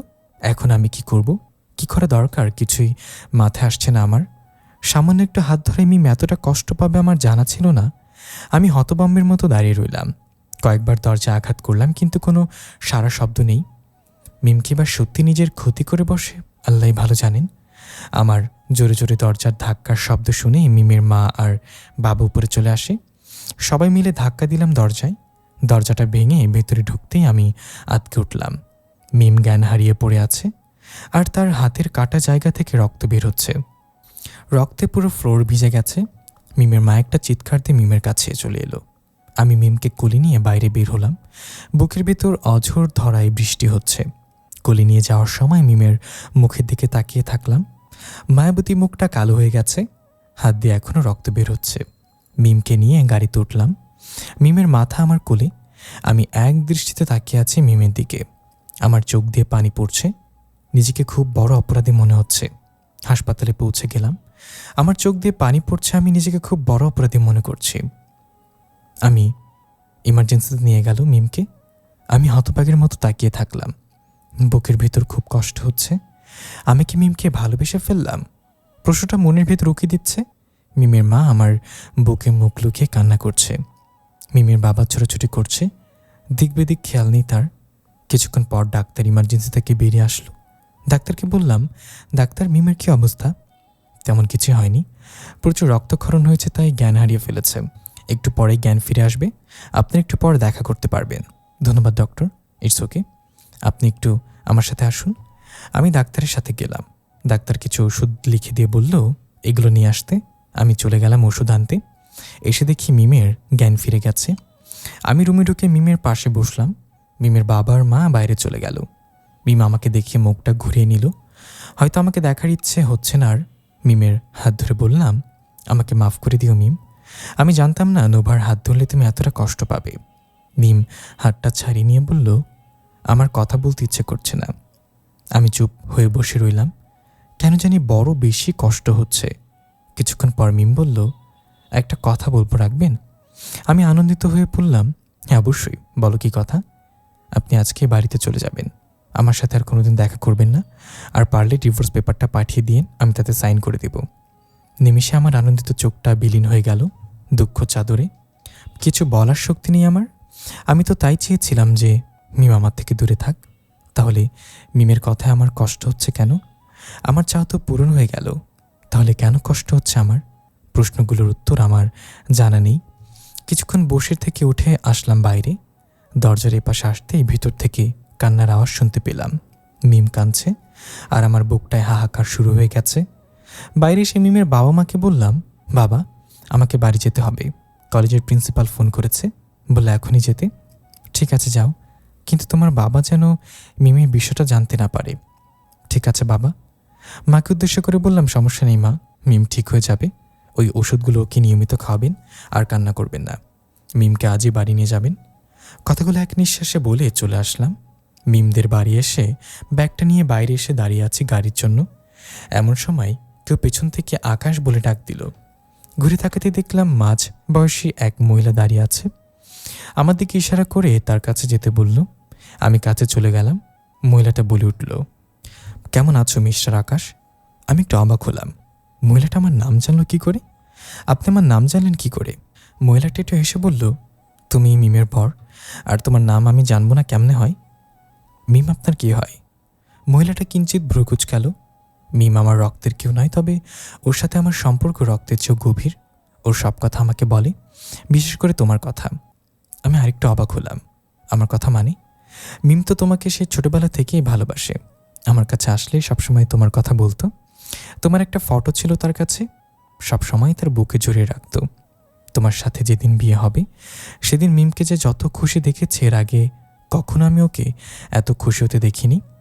আমি মহিলার কথা শুনছিলাম আর মিমের কথা ভাবছিলাম, যে আমাকে ছোটবেলা থেকে ভালোবাসে, আজ সে আমার জন্য কষ্ট পাচ্ছে। মহিলা একটা দীর্ঘশ্বাস ফেলে বলল, মিম চলে যাওয়ার পর থেকে আমি একদম একা হয়ে গেছি। ওর মায়াবী মুখটা সবসময় মনে পড়ে। পরিবারের বড় আদরের মেয়ে, কখনো ওকে কষ্ট পেতে দেখিনি। তবে বড্ড অভিমানী মেয়েটা, একটুতেই কেঁদে ফেলে। তার কষ্ট একদমই সহ্য হয় না। ও, আমি তো ভুলে গিয়েছিলাম, মিম কোথায়? তোমার সাথে আসেনি? আমি মহিলার দিকে তাকালাম। তার চোখ মিমকে খুঁজে বেড়াচ্ছে। আমি বললাম, আসছে, বাড়িতে আছে। আমার একটা জরুরি কাজ আছে, তাই বাড়ি যাচ্ছি। ও আচ্ছা, ঠিক আছে, সাবধানে যেও। আর একটা কথা, কখনো কোনোদিন মিমকে কষ্ট দিও না। কষ্ট তার একদমই সহ্য হয় না। আমি কোনো কথা না বলে চলে আসলাম। আমি কোনো ভুল করছি না তো? মিমকে এতটা কষ্ট দেওয়া ঠিক হবে না, মনে মনে ভাবছি আর হাঁটছি। গাড়িতে উঠে চলে আসলাম বাড়িতে। বাড়িতে কি জবাব দিব? এত তাড়াতাড়ি চলে আসায় বাবা মা অনেক প্রশ্ন করে বসবে। এসব ভাবতে ভাবতেই রুমে চলে আসলাম। বিকেলবেলা বাবা মাকে বললাম কলেজে পরীক্ষার বিষয়ক কাজ আছে, তাই চলে এসেছি। পরের দিন রেডি হয়ে কলেজে যাবো এমন সময় ফোনটা বেজে উঠল। ফোন রিসিভ করে বললাম, হ্যালো, কে বলছেন? ওপাশ থেকে কোনো কথা বলছে না, কান্নার আওয়াজ আসছে। আমার বুকটা ধক করে উঠল। মিমকে আমাকে ফোন করেছে। কান্নার আওয়াজে বলে দিচ্ছে ওপাশে মিম কাঁদতেছে। আমি বললাম, মিম, কান্না করছো কেন? কথা বলো। কান্নার আওয়াজটা আরও বেড়ে গেল। আমার বুকের ভেতর উথাল পাথাল ঢেউ শুরু হয়ে গেছে। কিছুক্ষণ পর ফোনটা কেটে গেল। আমি আবার ব্যাক করলাম, কিন্তু ফোনটা বন্ধ। মেয়েটা বড্ড অভিমানী, অভিমানে কথা বলছে না, আবার কষ্টটাও তার সহ্য হচ্ছে না, তাই হয়তো কান্না করছে। আমি আবারও চিন্তায় পড়ে গেলাম। আমার চারিদিক অন্ধকার হয়ে আসছে। বুকের ভেতর মনে হচ্ছে কেউ হাতুড়ি পেটাচ্ছে। আমার এত কষ্ট কেন হচ্ছে? আমি তো মিমকে ঘৃণা করি, তার জন্য আমার কষ্ট হবে কেন? আমি কি মিমকে ভালোবেসে ফেললাম? ধুর, কিসব ভাবছি আমি। মাথাটা ভার হয়ে আসছে আমার। খাটের উপর বসে পড়লাম। আমি কোনো ভুল করছি না তো? ভাবতে ভাবতেই ঘুমিয়ে পড়লাম। এভাবে প্রায় 2 সপ্তাহ কেটে গেল। আমি এখন মিমকে বড্ড বেশি মিস করি। মেয়েটার মায়াবী হাসিটা যেন আমার কানে বাজছে। এই কদিনে বড্ড অগোছালো হয়ে গেছে। কখন খাই, কখন ঘুমাই, কিচ্ছু টের পাই না। আমি এখন বুঝতে পারছি আমি মিমকে ভালোবেসে ফেলেছি, বড্ড বেশি ভালোবেসে ফেলেছি। কিন্তু আফসোস, অনেকটা দেরি হয়ে গেছে। মিম হয়তো এতদিনে কষ্টের পাথর হয়ে গেছে। কেন জানি মিমকে খুব দেখতে ইচ্ছে করছে, কিছুতেই মন বাধা মানছে না। কিন্তু মিমকে আমার সাথে দেখা করবে? এত কষ্ট দেওয়ার পরেও মিমকে আমাকে ভালোবাসবে? আর এসব ভেবে লাভ নেই। মিমের কাছাকাছি গিয়ে জানতে হবে। চলে আসলাম মিমদের বাড়ি। ছোট মা আমাকে দেখতেই খুশিতে জড়িয়ে ধরল। আমি চারপাশে তাকিয়ে দেখলাম মিম কোথাও নেই। দৌড়ে চলে আসলাম রুমে, কিন্তু মিম রুমেও নেই। বাথরুমের দরজা খোলা, বাথরুমেও নেই। দৌড়ে ছাদে চলে গেলাম, কিন্তু ছাদেও মিমকে পেলাম না। আমি এক প্রকার হতাশ হয়ে গেলাম। আবার দৌড়ে ছোট আম্মুর কাছে আসলাম। বললাম, আম্মু, মিম কোথায়? ওকে তো কোথাও খুঁজে পাচ্ছি না। মিম একটু বাইরে গেছে, এখনই চলে আসবে। কথা বলতে বলতে মিম চলে আসলো। আমি মিমের দিকে অপলক দৃষ্টিতে তাকিয়ে আছি। মিম অবাক হয়ে তাকিয়ে আছে আমার দিকে। মিমের মায়াবী চেহারা একদম বদলে গেছে, চোখ দুটো ফুলে গেছে। আমি মিমের কাছে যাওয়ার আগেই মিম দৌড়ে রুমে চলে গেল। আমিও চলে গেলাম মিমের রুমে। দরজা দিয়ে ঢুকেই মিমের কাছে যেতেই মিম বলে উঠল, আর আগাবেন না, ওখানে থেমে যান। আমি থেমে গেলাম। মিম আবার বলে উঠল, আপনি এখানে আসছেন কেন? আপনাকে তো এখানে আসতে বলিনি আমি। মিম, আমি তোমাকে ফিরিয়ে নিতে এসেছি। মিম আমার কথায় ঘুরে তাকালো। আমি আবার বললাম, আমি তোমাকে ভালোবেসে ফেলেছি, বড্ড বেশি ভালোবেসে ফেলেছি। মানছি তোমার প্রতি অন্যায় করেছি, তোমাকে অনেক কষ্ট দিয়েছি। আমি তার জন্য তোমার কাছে ক্ষমা চাচ্ছি। প্লিজ, তুমি আমাকে ক্ষমা করে দাও। আমি আপনার সাথে ফিরতে চাই না, আপনি এখন যেতে পারেন। মিমের এরকম কথায় হতভম্ব হয়ে দাঁড়িয়ে আছি। বিশ্বাস হচ্ছে না এটা মিমের মুখের কথা। যে মিম আমাকে পাগলের মতো ভালোবাসে, সে আজকে আমাকে ফিরিয়ে দিচ্ছে। আমি আর কোনো কথা বললাম না, কেননা দোষটা আমার। আমি নিজের দোষে নিজে কষ্ট পাচ্ছি। মিমের জায়গায় হয়তো আমি থাকলে একই কাজ করতাম। চলে আসলাম বাইরে। ছোট আম্মুর কাছে এসে কথা বলছি। আমি উপরে তাকিয়ে দেখি মিম বারান্দায় দাঁড়িয়ে আছে। আমি তাকাতেই মিম ঘুরে তাকালো। হয়তো মিম তার চোখের জল আমার থেকে আড়াল করতেছে। আমি একবার মিমের দিকে তাকিয়ে চলে আসলাম। বাড়ি এসে সব কিছু ভেঙে ফেললাম। চিৎকার করে কাঁদতে ইচ্ছে করছে। নিজের শরীরে নিজেই আঘাত করতে লাগলাম। আমি প্রায় পাগল। মা এসে চিৎকার করে বাবাকে ডাকলো। দেয়ালে আমার রক্ত চিকচিক করছে। মাথা ফেটে ফেলেছি, তবুও যেন কষ্ট দূর হচ্ছে না। এক সময় জ্ঞানহারা অবস্থা হয়ে গেল। চোখের সামনে ঝাপসা দেখছি। মা চিৎকার করে কাঁদতেছে। বাবা রুমে এসে আমাকে ধরতেই আমি ঢলে পড়লাম, অজ্ঞান হয়ে পড়লাম। জ্ঞান ফিরতে দেখি আমি হাসপাতালে। মাথায় ব্যান্ডেজ, প্রচুর ব্যথা অনুভব করছি। কিছুক্ষণ পরেই আমার হার্টবিট ওঠানামা শুরু হয়ে গেল। এর আগেও এরকম হয়েছিল, যখন মিমকে আমি চুমুক খেয়েছিলাম। মিম আমার কাছে আসলে আমার হার্টবিট ওঠানামা শুরু হতো। তাহলে কি মিম আসছে হাসপাতালে? আমি বুঝতে পারছি মিমের উপস্থিতি। আমার কেন জানি মনে হচ্ছে মিম এখানেই আছে। আমি উঠে বাইরে আসলাম। একটা নার্স এসে আমাকে আটকিয়ে দিল। আমি নার্সকে ধাক্কা মেরে সরিয়ে দিলাম। আরও কয়েকজন নার্স দৌড়ে এলো, আমাকে শক্ত করে ধরে ফেলল। একজন এসে আমাকে ইঞ্জেকশন পুশ করে দিল। আমি চোখের সামনে মিমকে দেখতে পারছি, কিন্তু কাছে যেতে পারছি না। আমার চোখ ঝাপসা হয়ে আসছে। মিমকে ডাকার আগেই আমি ঢলে পড়লাম। জ্ঞান ফিরে তাকিয়ে দেখলাম চারপাশে মিম কোথাও নেই। মিম কি সত্যি এসেছিল আমাকে দেখতে, নাকি আমি স্বপ্ন দেখছিলাম? মাকে জিজ্ঞাসা করতে গিয়েও থেমে গেলাম। যদি আবার প্রশ্ন করে। কেটে গেল আরেকটা সপ্তাহ। এই কদিনে মা বাবা আমাকে অনেক চাপ দিয়েছে মিমকে আনার জন্য, কিন্তু আমি তাদের মিথ্যে বলে বুঝিয়েছি। আমার শরীর অসুস্থতায় বাবা আমার ওপর জোর প্রয়োগ করেনি। একবার বাবাও গিয়েছেন মিমকে আনতে, কিন্তু মিম আসেনি। হয়তো কিছু একটা বলে বাবাকে বুঝিয়েছেন। আর বাবা এসে আমাকে বলল, তোর পরীক্ষার পর মিমকে নিয়ে আসিস, এতদিন সে ওখানেই থাক। বাবা মিমকে নিজের মেয়ের মতো ভালোবাসে। তার কোনো কথা বা ব্যবহারে কখনো সন্দেহ খুঁজবে না। আমার মাথাটা এখনও ব্যথা করে। মাঝে মাঝে মাথা ঘুরে পড়ে যাই। বাবার মা মিমদের বাসায় গেছে মিমকে দেখতে। মার খুব দেখতে ইচ্ছে করছিল মিমকে, তাই বাবা সাথে করে নিয়ে গেছে। আমাকে নিয়ে যেতে চেয়েছিল, কিন্তু আমি যাইনি। রুমে শুয়ে আছে, এমন সময় কলিং বেলের আওয়াজ শুনতে পেলাম। বাবা মাকে এত তাড়াতাড়ি চলে আসলো? মা তো বলল আজকে থাকবে। ভাবতে ভাবতে আবার কলিং বেলটা বেজে উঠল। উঠে গিয়ে দরজা খুলে দিলাম। বাইরে উকিল সাহেবকে দেখে হকচকিয়ে উঠলাম আমি। রুমে আসতে বললাম। সোফায় বসে উকিল সাহেব একটা কাগজ বের করে আমার দিকে এগিয়ে দিয়ে বলল, এই নিন আপনাদের ডিভোর্স পেপার। আপনার স্ত্রী কালকে আমার অফিসে এসেছিলেন। উনি পেপারে সাইন করে দিয়েছেন, আর পেপারটা আপনার কাছে পৌঁছে দিতে বলেছেন। উকিলের কথা শুনে বুকটা ধুক করে উঠল। মনে হলো কেউ বুকের ভেতর বিষাক্ত তীর ঢুকিয়ে দিয়েছে। কাপা কাপা হাতে পেপারটা নিলাম। উকিল সাহেব কাগজটা দিয়েই চলে গেলেন। আমি মাথায় হাত দিয়ে বসে পড়লাম। সদ্য মিমের সই করা ডিভোর্স পেপারের দিকে তাকিয়ে একটা চিৎকার দিলাম। চোখ দিয়ে পানি পড়ছে। মিম এতটা নির্দয় হলো কি করে? আমার ভালোবাসা একেবারের জন্য বুঝলো না। আমি তো তার কাছে ক্ষমা চেয়েছিলাম, তাকে ভালোবেসেছিলাম, তার শ্বাস প্রশ্বাস আমার সাথে মিশিয়ে নিতে চেয়েছিলাম। আমি কি খুব বেশি অন্যায় করে ফেলেছি যে তার কোনো ক্ষমা নেই? ডিভোর্স তো আমি দিতে চেয়েছিলাম, মিম তো চেয়েছিল না। তাহলে মিম কেন আমাকে ডিভোর্স দিল? আমার এখনই মিমের সাথে দেখা করতে হবে। আমি আমার প্রশ্নের জবাব চাই। বাইকটা নিয়ে চলে আসলাম মিমের বাড়িতে। চিৎকার করে মিমকে ডাকতে লাগলাম। হাতে আমার ডিভোর্স পেপার। আমাকে দেখে মা, বাবা আর মিমের মা অবাক হয়ে গেল আমার চিল্লাচিল্লি শুনে। আমি তাদের দিকে না তাকিয়ে চলে আসলাম মিমের রুমে। মিম শুয়ে আছে, হাত ধরে টেনে তুললাম। মিম আমার দিকে অবাক হয়ে তাকিয়ে আছে, চোখে তার প্রশ্নের চাহনি। আমি মিমের দিকে প্রশ্ন ছুড়ে দিলাম, কেন আমার সাথে এরকম করলে? ডিভোর্স তো দিতে চেয়েছিলাম আমি, তুমি ডিভোর্স দিলে কেন? আমার ভালোবাসার কি কোনো মূল্য নেই তোমার কাছে? মিম আমার থেকে হাত ছাড়িয়ে নিয়ে বলল, আপনি আমার ভালোবাসার মূল্য কি দিয়েছিলেন? আপনার ইচ্ছের বিরুদ্ধে বিয়ে করলেন আপনি, অথচ কষ্ট পেলাম আমি।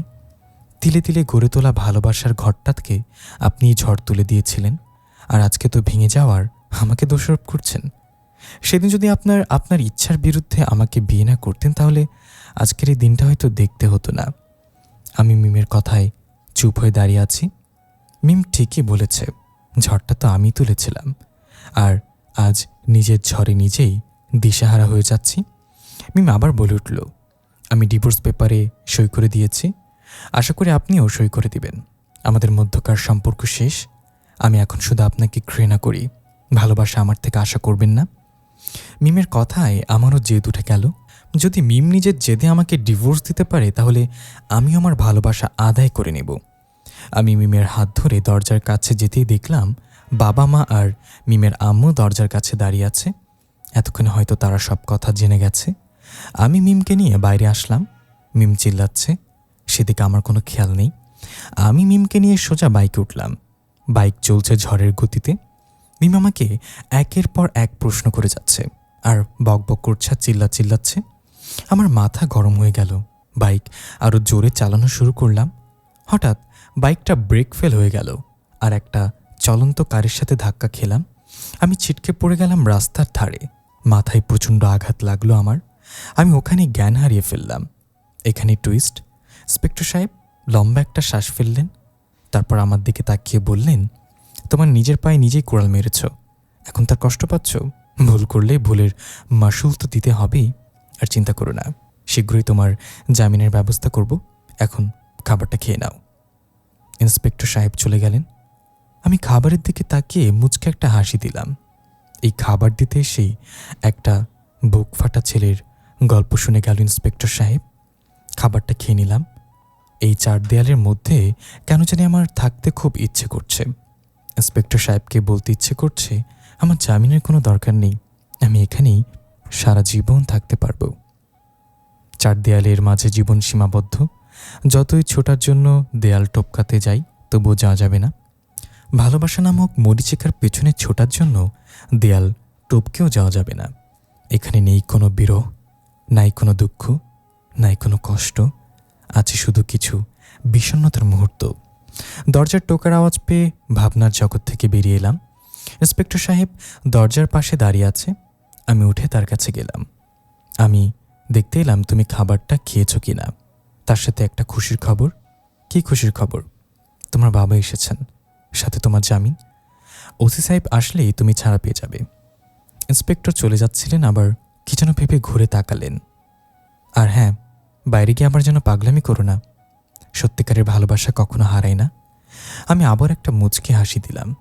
যেখানে জীবনে বিষণ্ণতার ছাপ, সেখানে একটু ভালোবাসার বড্ড অভাব। এই বিষণ্ণতা জীবনে ভালোবাসা কখনোই আসবে না আমার। বাবার মা আমার কাছে আসলো। আমি দেয়ালের এপারে আর বাবা মা ওপারে, মাঝখানে লোহার শিকল। মা বলে উঠল, বাবা এ কি অবস্থা হয়েছে তোর?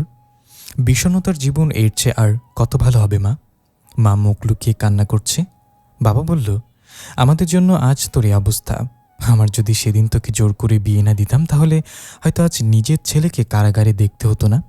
বাবা এই লোহার কারাগার দেখে তোমার কষ্ট হচ্ছে, অথচ আমার বুকের ভিতরে বিষণ্ণতার কারাগার, সেখানে নিত্যদিন কিছু স্বপ্ন পুড়ে ছাই হয়ে যাচ্ছে। আমার কতটা কষ্ট হচ্ছে বলতে পারো? বাবা কোনো কথা বলছে না। আমি আবার বললাম, নিজের ইচ্ছেটা সবসময় আমার উপর চাপিয়ে দিয়েছ। কখনো কি জানতে চেয়েছ আমার ইচ্ছেটা কি? নিজের স্বপ্ন যে কোনো মূল্যে পূরণ করেছ। একবার ভেবেছ আমার স্বপ্নের কথা? নিজের শখ আহ্লাদ তোমাদের জন্য বিসর্জন দিয়েছি শুধুমাত্র তোমাদের মুখে হাসি ফোটানোর জন্য। কখনো তোমার কথার অবাধ্য হইনি তুমি কষ্ট পাবে বলে। কখনো তোমার মুখের ওপর কথা বলিনি তুমি কষ্ট পাবে বলে। অথচ সেই কারণেই আজ আমি কষ্ট পাচ্ছি। কেন বলতে পারো? পারবে না, কারণ এর জবাব তোমার কাছে নেই। তবুও কখন আমি তোমাদের ভুল বুঝবো না। সারা জীবন নিঃস্বার্থের মতো ভালোবেসে যাব। তোমার ছাড়া আর কে আছে আমার বলো? ভুল শুধু তোমাদের ছিল না, কিছু ভুল আমারও ছিল, আর আজ সেই ভুলের মাসগুল দিতে হচ্ছে আমার। ইন্সপেক্টর বাবাকে ডাকলেন, ওসি সাহেব এসেছেন। বাবা চলে গেলেন। মা আমার দিকে তাকিয়ে চোখের পানি ফেলছে। আমি মায়ের চোখের পানি মুছে দিলাম। মা হঠাৎ বলে উঠলেন, আগামী মাসে মিমের বিয়ে। কথাটা খুব স্বাভাবিকভাবে নিলেও আমার বুকটা যেন কেঁপে উঠল। অসহ্য যন্ত্রণা হচ্ছে বুকে। বাবা আসলেন, সাথে ওসি সাহেব ছেড়ে দিলেন আমাকে। বের হয়ে চলে আসলাম আমার বাড়ি। বারবার মিমের কথা মনে পড়ছে। তার মায়াবী চোখের চেহারার ভাষা ভেসে উঠছে আমার চোখের সামনে। মিমের বিয়ের কথা মনে হতেই যেন শরীরে আগুন ধরে গেল। সারা শরীর বিষণ্ণতার আগুনে পড়ছে, আর সেটা গলে চোখ দিয়ে অশ্রু হয়ে পড়ছে। শুয়ে পড়লাম বিছানায়। সারা দিনটা কাটিয়ে দিলাম ঘুমে। পরীক্ষার মাত্র আর 2 মাস বাকি। নিজেকে প্রস্তুত করতে হবে ঘুরে দাঁড়ানোর। ঘুম থেকে উঠে এসে দেখি সন্ধ্যা হয়ে গেছে। পড়ার টেবিলে বসলাম, কিন্তু কিছুতেই পড়তে মন বসছে না। পুরনো সেই স্মৃতি বারবার মনে হচ্ছে। ছাদে চলে গেলাম। পূর্ণিমা রাত। আজ এই পূর্ণিমার আলোটাও খুব বিষণ্ণ লাগছে। মানুষের মন খারাপ হওয়ার ব্যাপারটা বড্ড উদ্ভট। একটার সাথে আরেকটা বাধা, অনেকটা রেলগাড়ির মতো। একসাথে অনেকগুলো আলাদা আলাদা বগি। বিষণ্ণতার এই রেলগাড়ির প্রত্যেকটা বগিতেই জীবনের এক একটা মন খারাপের গল্প। একটায় টান পড়লে সবগুলোতে টান পড়ে। আকাশ, এতদিন কোথায় ছিলি তুই? জেলে। মানে মানে কারাগারে। চারিদিকে লোহার শিকল, মাঝখানে আমি। হৃদয় আমার দিকে হা করে তাকিয়ে আছে। অনেকদিন পর কলেজে আসছি। মনে হচ্ছে এই কলেজের কিছুই যেন পাল্টে গেছে। হৃদয় এখনও আমার দিকে হা করে তাকিয়ে আছে। কিরে, অবাক হচ্ছিস? একটু না, অনেক অবাক হচ্ছি। অবাক হওয়ারই কথা, কেননা আমি পুলিশ অফিসারের ছেলে হয়েও জেলে ছিলাম কেন, আর কি কারণেই জেলে গেলাম, সেটা সত্যি ভাববার বিষয়। তোর কথাবার্তা আমি কিছুই বুঝতেছি না, সব বুঝতে পারবি। এখন চল ক্লাসে যাই। আর রাফি, সিয়াম কোথায়? ওরা ক্লাসে আসছে। তাহলে চল ক্লাসে যাই। হৃদয় এখন আমার দিকে অবাক হয়ে তাকিয়ে আছে। হয়তো কথাগুলো তাকে ভাবাচ্ছে। চলে আসলাম ক্লাসে। সবাই আমার দিকে ফ্যাল করে তাকিয়ে আছে। বুঝলাম না আমার দিকে এভাবে তাকিয়ে আছে কেন। হৃদয়ের কানে ফিসফিস করে বললাম, এরা সবাই এভাবে তাকিয়ে আছে কেন আমার দিকে? হৃদয় আমার দিকে তাকিয়ে আমার পুরো শরীরে একবার চোখ বুলিয়ে নিল। তারপর বলল, তোকে একদম দেবদাসের মতো লাগছে। বুঝতে পারলাম সবাই এই কারণে তাকিয়ে আছে। যাই হোক, আমার সিটে গিয়ে বসলাম। একটু পরেই স্যার ক্লাসে ঢুকলো। মনোযোগ দিয়ে স্যারের কথা শুনছি। পেছন থেকে রাফি পিঠে খোঁচা মেরে বলল, তোর মামাতো বোন কোথায় রে? মেজাজটা খারাপ হয়ে গেল। মিমের কথা মনে হলে আমার কিছু ভালো লাগে না। ক্লাস চলাকালীন রুম থেকে বের হয়ে গেলাম। নির্জন একটা জায়গায় গিয়ে বসে রইলাম। আমি এখনও কেন মিমকে ভুলতে পারছি না। আর কয়েকদিন পরে যে অন্য হয়ে যাবে, আমার জীবন থেকে একেবারে হারিয়ে যাবে, তাকে মনের ভিতরে রেখে কী লাভ? ভাবতে ভাবতে চলে আসলাম বাড়িতে। কিছুই ভালো লাগছে না, সব কিছু এলোমেলো। বালিশের নিচ থেকে ডিভোর্স পেপারটা বের করলাম। তাতে মিমের সই। আমি এখনও সই করিনি। ভাবছি সইটা করে দিব তার, তবে মিমের বিয়ের পরে। মিমকে খুব দেখতে ইচ্ছে করছে। আর কিছু না ভেবে চলে আসলাম মিমদের বাড়ি। বাড়ি বলতে ভুল হবে, কেননা বাড়িতে আমি যেতে পারবো না। মিমকে দূর থেকে এক নজর দেখে মনের শান্তি মেটাবো। মিম আমাকে একদম সহ্য করতে পারে না। ওর কাছে না যাওয়াটাই ভালো। আমি দাঁড়িয়ে আছি রাস্তার কাছে। মিম এই রাস্তা দিয়ে বাড়ি যাবে। রাস্তার দিকে তাকিয়ে আছি, এমন সময় পেছন থেকে কে যেন কাঁধে হাত দিল। ঘুরে তাকাতে দেখলাম সেদিনের সেই মহিলা। কি ব্যাপার, চমকে গেলে নাকি? একটু। এখানে দাঁড়িয়ে কি করছো? মিমের অপেক্ষায় আছি, এক নজর তাকে দেখব বলে। মহিলা জোরে একটা নিঃশ্বাস ফেলে বলল, আর দেখে কি লাভ, সব তো শেষ। পুরনো স্মৃতি মুছে ফেলো। চাইলে কি সব স্মৃতি মুছে ফেলা যায়? আমি তো চাই তাকে ভুলে থাকতে, কিন্তু আমার অন্তরাত্মা বারবার তাকে মনে করিয়ে দেয়। তোমার জন্য আমার খুব কষ্ট হয় আকাশ, কিন্তু কি আর করার, সব নিয়তি। মহিলা থেমে গেল। আমার হাতে থাকা ডিভোর্স পেপার দেখে আবার বলে উঠল, এখানে তুমি সই করনি? না। কেন? যদি সে আবার আমার বুকে ফিরে আসে সেই আশায়। আবেগ দিয়ে জীবন চলে না আকাশ। জীবন চলার মাঝে আবেগ না থাকলে জীবনের পথ আগায় না। তুমি ভালো করে জানো মিম কখনো তোমার কাছে ফিরে আসবে না। তারপরেও সে আশায় বসে থাকা বোকামি। আমি বোকামি বারবার করতে চাই, তাতে যদি আমার মায়াবতী বউ আমার কাছে ফিরে আসে। মহিলা হাফ ছেড়ে বলল, ঠিক আছে, সে আশায় থাকো, আমার কাজ আছে, আমি যাই, ভালো থেকো। বলেই হনন করে চলে গেল। আমি আবার রাস্তার দিকে দৃষ্টি দিলাম। ঘড়ির দিকে তাকিয়ে দেখলাম 2:30 বেজে গেছে। তার মানে মিমের আসতে আর বেশি দেরি নেই। একটা দোকানের পাশে বসলাম। কিছুক্ষণ পর মিম আসলো। আমি উঠে দাঁড়িয়ে গেলাম। মিম রাস্তা দিয়ে হাঁটছে। সামনে যাওয়ার খুব ইচ্ছা হচ্ছে, কিন্তু আমাকে দেখেই রেগে যাবে মিম, তাই সাহস হচ্ছে না। কিছুক্ষণ এভাবে তাকিয়ে থেকে সাহস করে হাঁটতে লাগলাম মিমের সামনে যাওয়ার জন্য। আমাকে দেখেই মিম থমকে দাঁড়ালো। আমি মিমের কাছে গিয়ে অপলক দৃষ্টিতে তাকিয়ে আছি। সে মায়াবী চেহারা দেখে চোখ ফেরাতে মন চাচ্ছে না। মিম আমাকে কি যেন বলতে চাচ্ছে, তাতে আমার দৃষ্টি নেই। আমার দৃষ্টি শুধু মিমের চেহারার দিকে। হঠাৎ মিম আমাকে একটা থাপ্পড় মারল। আমি গালে হাত দিয়ে দাঁড়িয়ে রইলাম। মিম বলতে লাগলো, আপনাকে কতবার বলবো আমার সামনে না আসতে? তারপরও কেন আপনি আমার সামনে আসছেন? আপনাকে আমি বলেছি ভুলে যেতে, তারপর আমার পেছনে পড়ে আছেন কেন? ভালোবাসি বলে, বড্ড বেশি ভালোবাসি। কিন্তু আমি আপনাকে ভালোবাসি না। এই কথাটা অনেকবার বলেছি আপনাকে। তুমি না ভালোবাসলেও আমি ভালোবাসি, আর সারা জীবন আমি তোমাকে ভালোবেসে যাব। মিমার কোনো কথা না বলে আমার পাশ কাটিয়ে চলে গেল। আমি তাকিয়ে থাকলাম মিমের দিকে। চোখ দিয়ে পানি পড়ছে আমার। রাস্তার মাঝে বসে পড়লাম। মাথাটা প্রচণ্ড ব্যথা করছে। বাড়িতে চলে আসলাম। পরের দিন সকালে নাস্তা করার সময় বাবা বলে উঠলেন, আকাশ, তোমাকে একটা কথা বলতে চাই। আমি বাবার দিকে তাকিয়ে থাকলাম। অনেকটা বদলে গেছে বাবা। বললাম, কি বলবে? তুই আর কত নিজেকে কষ্ট দিবি? তোর কষ্টে আমাদের কষ্ট, সেটা কি তুই বুঝিস না? বুঝি। অনেক হয়েছে আর পাগলামি। মিমকে বলে যা, এবার ওই ডিভোর্স পেপারে সই কর। আমি চাই তার একটা বিয়ে কর। চাইলেও তো সম্ভব না বাবা। মিম আমার প্রতিটা শিরায় শিরায় রক্ত হয়ে মিশে আছে, আর রক্ত কিভাবে মুছে ফেলা যায় আমার জানা নেই। আর বিয়ের কথা বলছো, সেটা তো একেবারেই সম্ভব না। আর কয়দিন পর মিমের বিয়ে। তার অপেক্ষা করে কোনো লাভ নেই। আমি তো তার অপেক্ষা করছি না মা। আমি আমার ক্যারিয়ার গড়তে চাই। সে যদি নিজে থেকে আসে ভালো, না হলে নাই। অন্তত আমার লাইফ সেটেল হওয়ার আগে বিয়ের কথা বলো না প্লিজ। উঠে আসলাম খাওয়া থেকে, রেডি হয়ে কলেজে আসলাম। হৃদয়, রাফি, সিয়াম বসে আছে। আমিও তাদের কাছে আসলাম। বললাম, সবাই কেমন আছিস? কিরে, কিন্তু কারোর মুখে কোনো কথা নেই। কিরে, মন খারাপ কেন সবার? হঠাৎ রাফি আমার কলার ধরে বলল, শালা, তুই কখন আমাদেরকে বন্ধু ভাবিসনি, তাহলে বন্ধুত্ব করেছিলি কেন? আমি অবাক হয়ে বললাম, কি বলছিস তোরা? সিয়াম বলল, তুই এতদিন জেলে ছিলি, আমাদেরকে বলিসনি কেন? হৃদয়, তোর বন্ধু কি আমরা না? ও, এই কারণ। ওকে, ছাড়, আমি বলছি সব তোদের। রাফি ছেড়ে দিল। বল, কেন জেলে ছিলে এতদিন? লম্বা কাহিনী দোস্ত, সময় নিয়ে বলতে হবে। তবে এখানে না, অন্য একটা জায়গায়। অন্য জায়গায় কেন? এখানে সমস্যা কি? এখানে বলা যাবে না। নির্জন একটা জায়গায় চল। ওকে, চল। 4 বন্ধু মিলে চলে আসলাম একটা নির্জন জায়গায়। ঠিক আছে, এখন বল বন্ধু, তোদের কাছে আমি অনেক কিছু গোপন করেছি। সবাই অবাক হয়ে বলল, কি গোপন করেছিস? মিম আমার বোন না, আমার স্ত্রী। সবাই আমার দিকে অবাক দৃষ্টিতে তাকিয়ে আছে। আমি আবার বললাম, আমার মামাতো বোন ছিল মিম, কিন্তু তার সাথে আমার বিয়ে হয়েছে। আমার ইচ্ছের বিরুদ্ধে বিয়ে হয়েছে। আমি এই বিয়েতে কিছুতেই মেনে নিতে পারছিলাম না। মিমকে ডিভোর্স দিতে চেয়েছিলাম, তাই তোদের কাছে বিষয়টা গোপন করেছি। সবাই আমার দিকে অগ্নি দৃষ্টিতে তাকিয়ে আছে। হৃদয় একটু শান্ত হয়ে বলল, বুঝলাম মিম তোর স্ত্রী, কিন্তু তার সাথে জেলে যাওয়ার সম্পর্ক কি?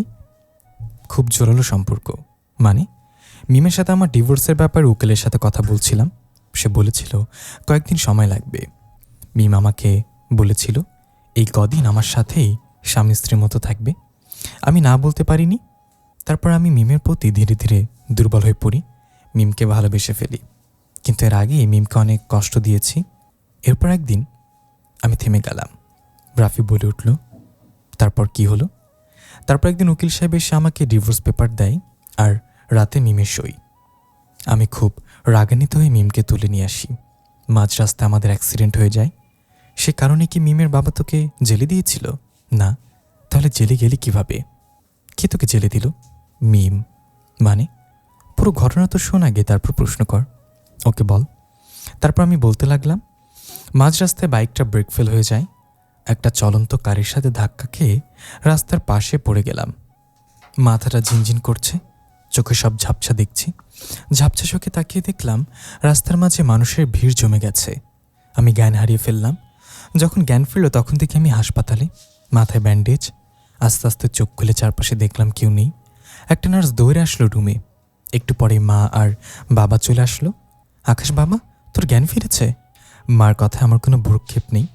আমি মার দিকে উল্টো প্রশ্ন ছুড়ে দিলাম, মা, মিম কোথায়? আমার প্রশ্ন শুনে মার চোখ লাল হয়ে গেল। রাগী চোখে আমার দিকে তাকিয়ে আছে। কিছু না বলে চলে গেল রুম থেকে।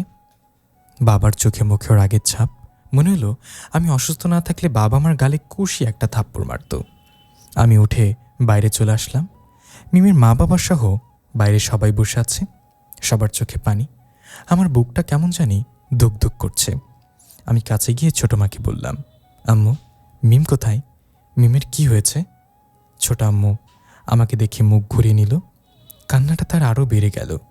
এই মুহূর্তে নিজেকে সবচেয়ে ঘৃণিত মানুষ মনে হচ্ছে। সবাই শুধু আমার বাহ্যিক দিকটাই দেখল, আমার ভেতরের দিকটা কেউ দেখে না। সবার উদ্দেশ্যে চিৎকার করে বলতে ইচ্ছে করছে, দোষটা কি শুধু আমার একার? আমি উঠে ডাক্তারের রুমে গেলাম। ডাক্তারের সাথে কথা বলতে হবে। ডাক্তার আমাকে দেখে বলে উঠলেন, কি করছেন কি আপনি? এখনো পুরোপুরি সুস্থ হননি তো আপনি? আমি ডাক্তারের কথার কোনো জবাব না দিয়ে উল্টো তাকে প্রশ্ন করলাম, মিম নামের একজন পেশেন্ট আছে এখানে, তার কি অবস্থা? ডাক্তার আমার প্রশ্ন শুনে একটু অবাক হলেন। তারপর বললেন, দেখুন, মেয়েটার মাথায় প্রচণ্ড আঘাত লেগেছে, প্রচুর রক্তক্ষরণ হয়েছে। আমরা আমাদের সাধ্যমতো চেষ্টা করেছি, এখন বাঁচা মরা আল্লাহর হাতে। মেয়েটা কোমায় চলে গেছে, আর সেখান থেকে খুব কম লোকই বেঁচে ফিরে। ডাক্তারের কথায় আমার পায়ের তলার মাটি সরে যেতে লাগলো। আমি হিতাহিত জ্ঞানশূন্য হয়ে গেলাম। রাগে ডাক্তারের কলার ধরে বললাম, যদি আমার মিমের কিছু হয় তাহলে আমি তাকে ছাড়ব না, তোকে আমি মেরে ফেলবো।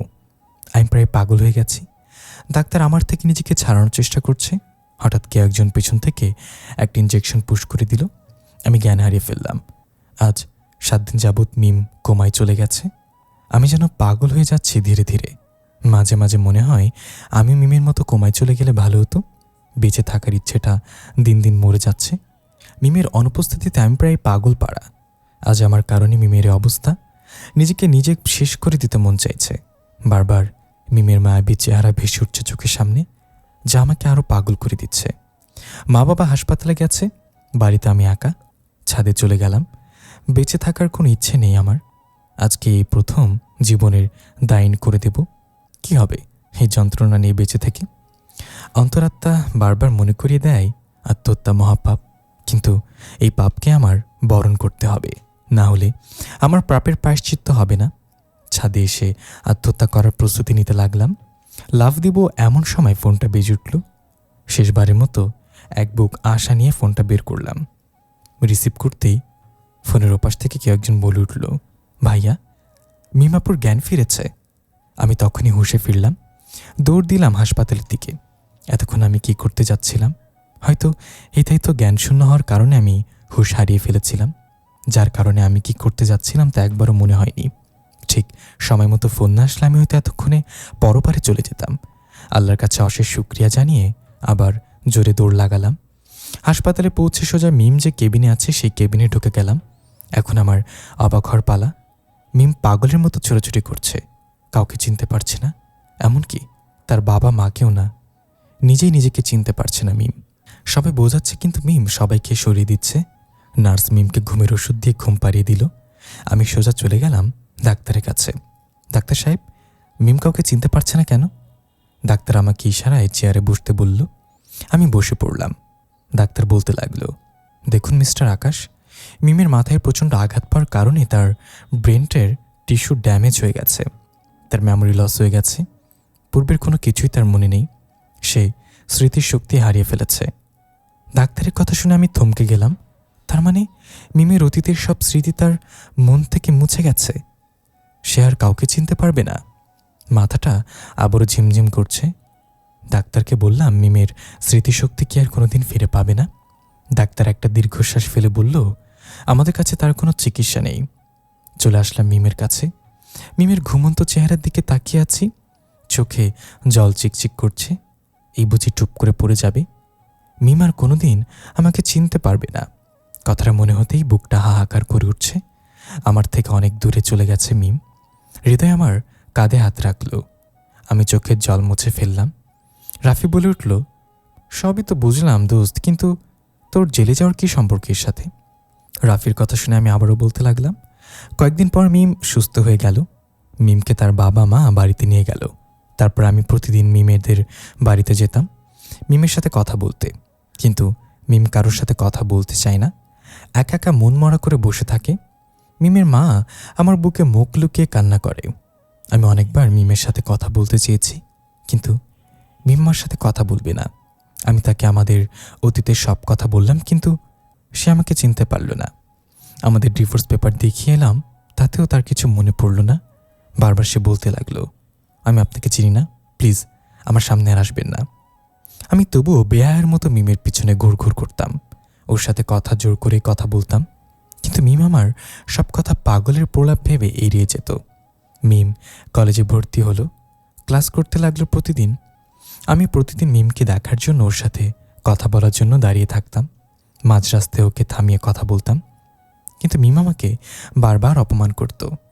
আমি তাতেও কিছু মনে না করে মিমের সামনে বারবার আসতাম। এক পর্যায়ে মিম আমাকে অসহ্য মনে করতে লাগলো। আমি তারপরও তার পেছনে লেগে থাকতাম, বারবার তাকে বোঝাতাম, ডিভোর্স পেপার দেখিয়ে বলতাম, সব কিছু তোমার কাছে মিথ্যে হতে পারে, কিন্তু এই ডিভোর্স পেপার তো মিথ্যে না। আর এতে তোমার সই দেখো, আমি এখনও তাতে সই করিনি। আমাদের বিয়ে হয়েছিল, এখনও আমরা স্বামী স্ত্রী। কিন্তু মিম আমাকে বলতো এটা নাকি তার সই না, আর আমি নাকি পাগল, ডিভোর্স পেপারটাও নাকি নকল। এইভাবে অনেক দিন কেটে গেল। আমি মিমের আশায় পথ চেয়ে থাকতাম, আর মিম তা বিরক্ত বোধ করত। কয়েকদিন পর মিমের কলেজে সাংস্কৃতিক অনুষ্ঠানে গেলাম আমি, আর সেখানে গিয়ে দেখলাম মিম একটা ছেলের সাথে হেসে হেসে কথা বলছে। তার বান্ধবীদের সাথে কথা বলে জানতে পারি ছেলেটা মিমের বয়ফ্রেন্ড। ছেলেটার নাম শাওন। মাথায় আগুন ধরে গেল। একটা কথাই মনে পড়তে লাগলো আমার, মিম শুধু আমার। আমি বেঁচে থাকতে মিমকে কেউ আমার থেকে কেড়ে নিতে পারবে না। ছেলেটার প্রতি খুব রাগ হতে লাগলো। তাদের কাছে গিয়ে মিমের হাত ধরে টেনে আনতে লাগলাম। ছেলেটা বাধা দিল। আমি ধাক্কা দিতেই পড়ে গেল। জোর করে মিমকে নিয়ে গাড়িতে উঠলাম। উদ্দেশ্য কাজী অফিস।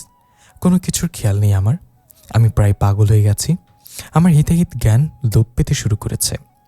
মাঝ রাস্তা আসতেই পুলিশের গাড়ি আমাকে আটকে দিল।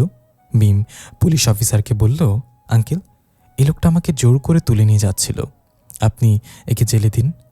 পুলিশ অফিসার মিমকে বলল, তুমি কিছু চিন্তা করো না মামুনি, ওকে আমি শায়েস্তা করছি বলি আমার হাতে হ্যান্ডকাপ পরিয়ে দিল। তারপর আমাকে থানায় নিয়ে গেল। থানায় গিয়ে জানতে পারি পুলিশ অফিসার শাওনের বাবা। আমার শাস্তি হয়ে গেল 3 মাসের জেল। কিন্তু বাবা পুলিশ অফিসার হওয়ার কারণে 1 মাস পরে আমাকে জামিন দিয়ে দিল। থেমে গেলাম আমি। রাফি বলে উঠল, এর মধ্যে এত কিছু ঘটে গেছে অথচ কিছুই জানলাম না আমরা। আমি কোনো কথা বলছি না।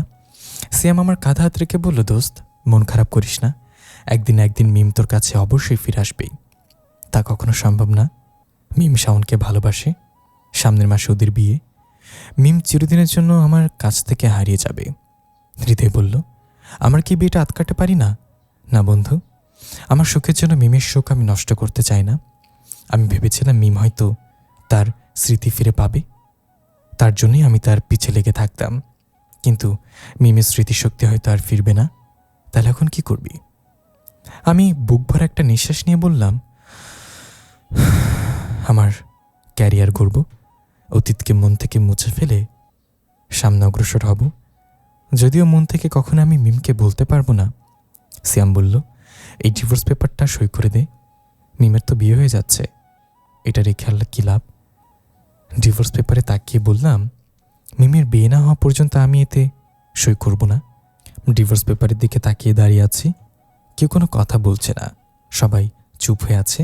আমি বললাম, চল ক্লাসে যাই, ক্লাস শুরু হয়ে গেছে। অতীতের সাথে যুদ্ধ করে সামনে এগোতে হবে আমার। আমার জীবনকে আবার রঙিন করে তুলতে হবে, সেটা যত কঠিনই হোক কেন। অতীতকে মুছে ফেলতে হবে। নিয়তি আমায় অনেক কিছু শিখিয়ে দিয়েছে। কথায় আছে, দাঁত থাকতে দাঁতের মর্যাদা কেউ বোঝে না। আমিও ঠিক এমনটাই করেছি। আর এখন আফসোস করে কপাল চাপড়াতে হচ্ছে। কেটে গেল অনেক দিন। আর কয়েকদিন পর মিম আর শাওনের বিয়ে।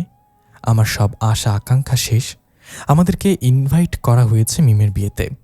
আমার যাওয়ার কোনো ইচ্ছে নেই, কিন্তু মা বাবার ছোটো মার অনুরোধে যেতে হবে। হয়তো নিয়তি আমাকে দেখাতে চাই নিজের চোখের সামনে প্রিয়জন হারানোর ব্যথা। অতীতের ব্যথা আবারও জাগ্রত হচ্ছে আমার। আমি সেটা বুঝতে পারছি। মিমের বিপদের কথা শুনে কেন জানি আমার মনের মধ্যে তুফান বয়ে যাচ্ছে। তাড়াতাড়ি করে হাসপাতালে চলে আসলাম। হাসপাতালে আসতে মিমের বাবা আমার বাবার বুকে মুখ লুকালো। একদম ভেঙে পড়েছে। মেয়ের এরকম বিপদের দিনে ভেঙে পড়াটাই স্বাভাবিক। বাবা যথেষ্ট সান্ত্বনা দেওয়ার চেষ্টা করছে। আমি ছোট মায়ের কাছে গিয়ে বললাম, আম্মু, মিমের অ্যাক্সিডেন্ট হলো কি করে? ছোট মা কাঁদতে কাঁদতে জবাব দিলেন, জানি না বাবা, আমার এই হাসপাতাল থেকে ফোন পেয়ে এসেছি, আর এসেই দেখি। পুরোটা বলার আগেই কেঁদে দিল মা। আমি সান্ত্বনা দেওয়ার চেষ্টা করলাম, কিন্তু তাতেও লাভ হলো না। মিষ্টির কোলে মিমের মেয়েটা কান্না করছে। আমি সেদিকে এক নজর তাকিয়ে চোখ ফিরে নিলাম। চারিদিকে তাকিয়ে দেখলাম, কিন্তু শাওনকে কোথাও খুঁজে পেলাম না। মাকে বললাম, আম্মু, শাওন কোথায়? ওকে তো দেখছি না। ও কি ডাক্তারের সাথে কথা বলছে? আম্মু কোনো কথা বলল না। আমি চলে আসলাম ডাক্তারের রুমে, কিন্তু ডাক্তার নেই। মিমকে ইমার্জেন্সিতে নেওয়া হয়েছে। সম্ভবত ডাক্তার ওখানেই আছে। আমি সহ সবাই ডাক্তারের বাইরে বের হওয়ার অপেক্ষায় আছি, কিন্তু একটা ভীষণ ভাবাচ্ছে আমাকে। মিমের এত বড় বিপদ, শাওনকে তার পাশে দেখছি না।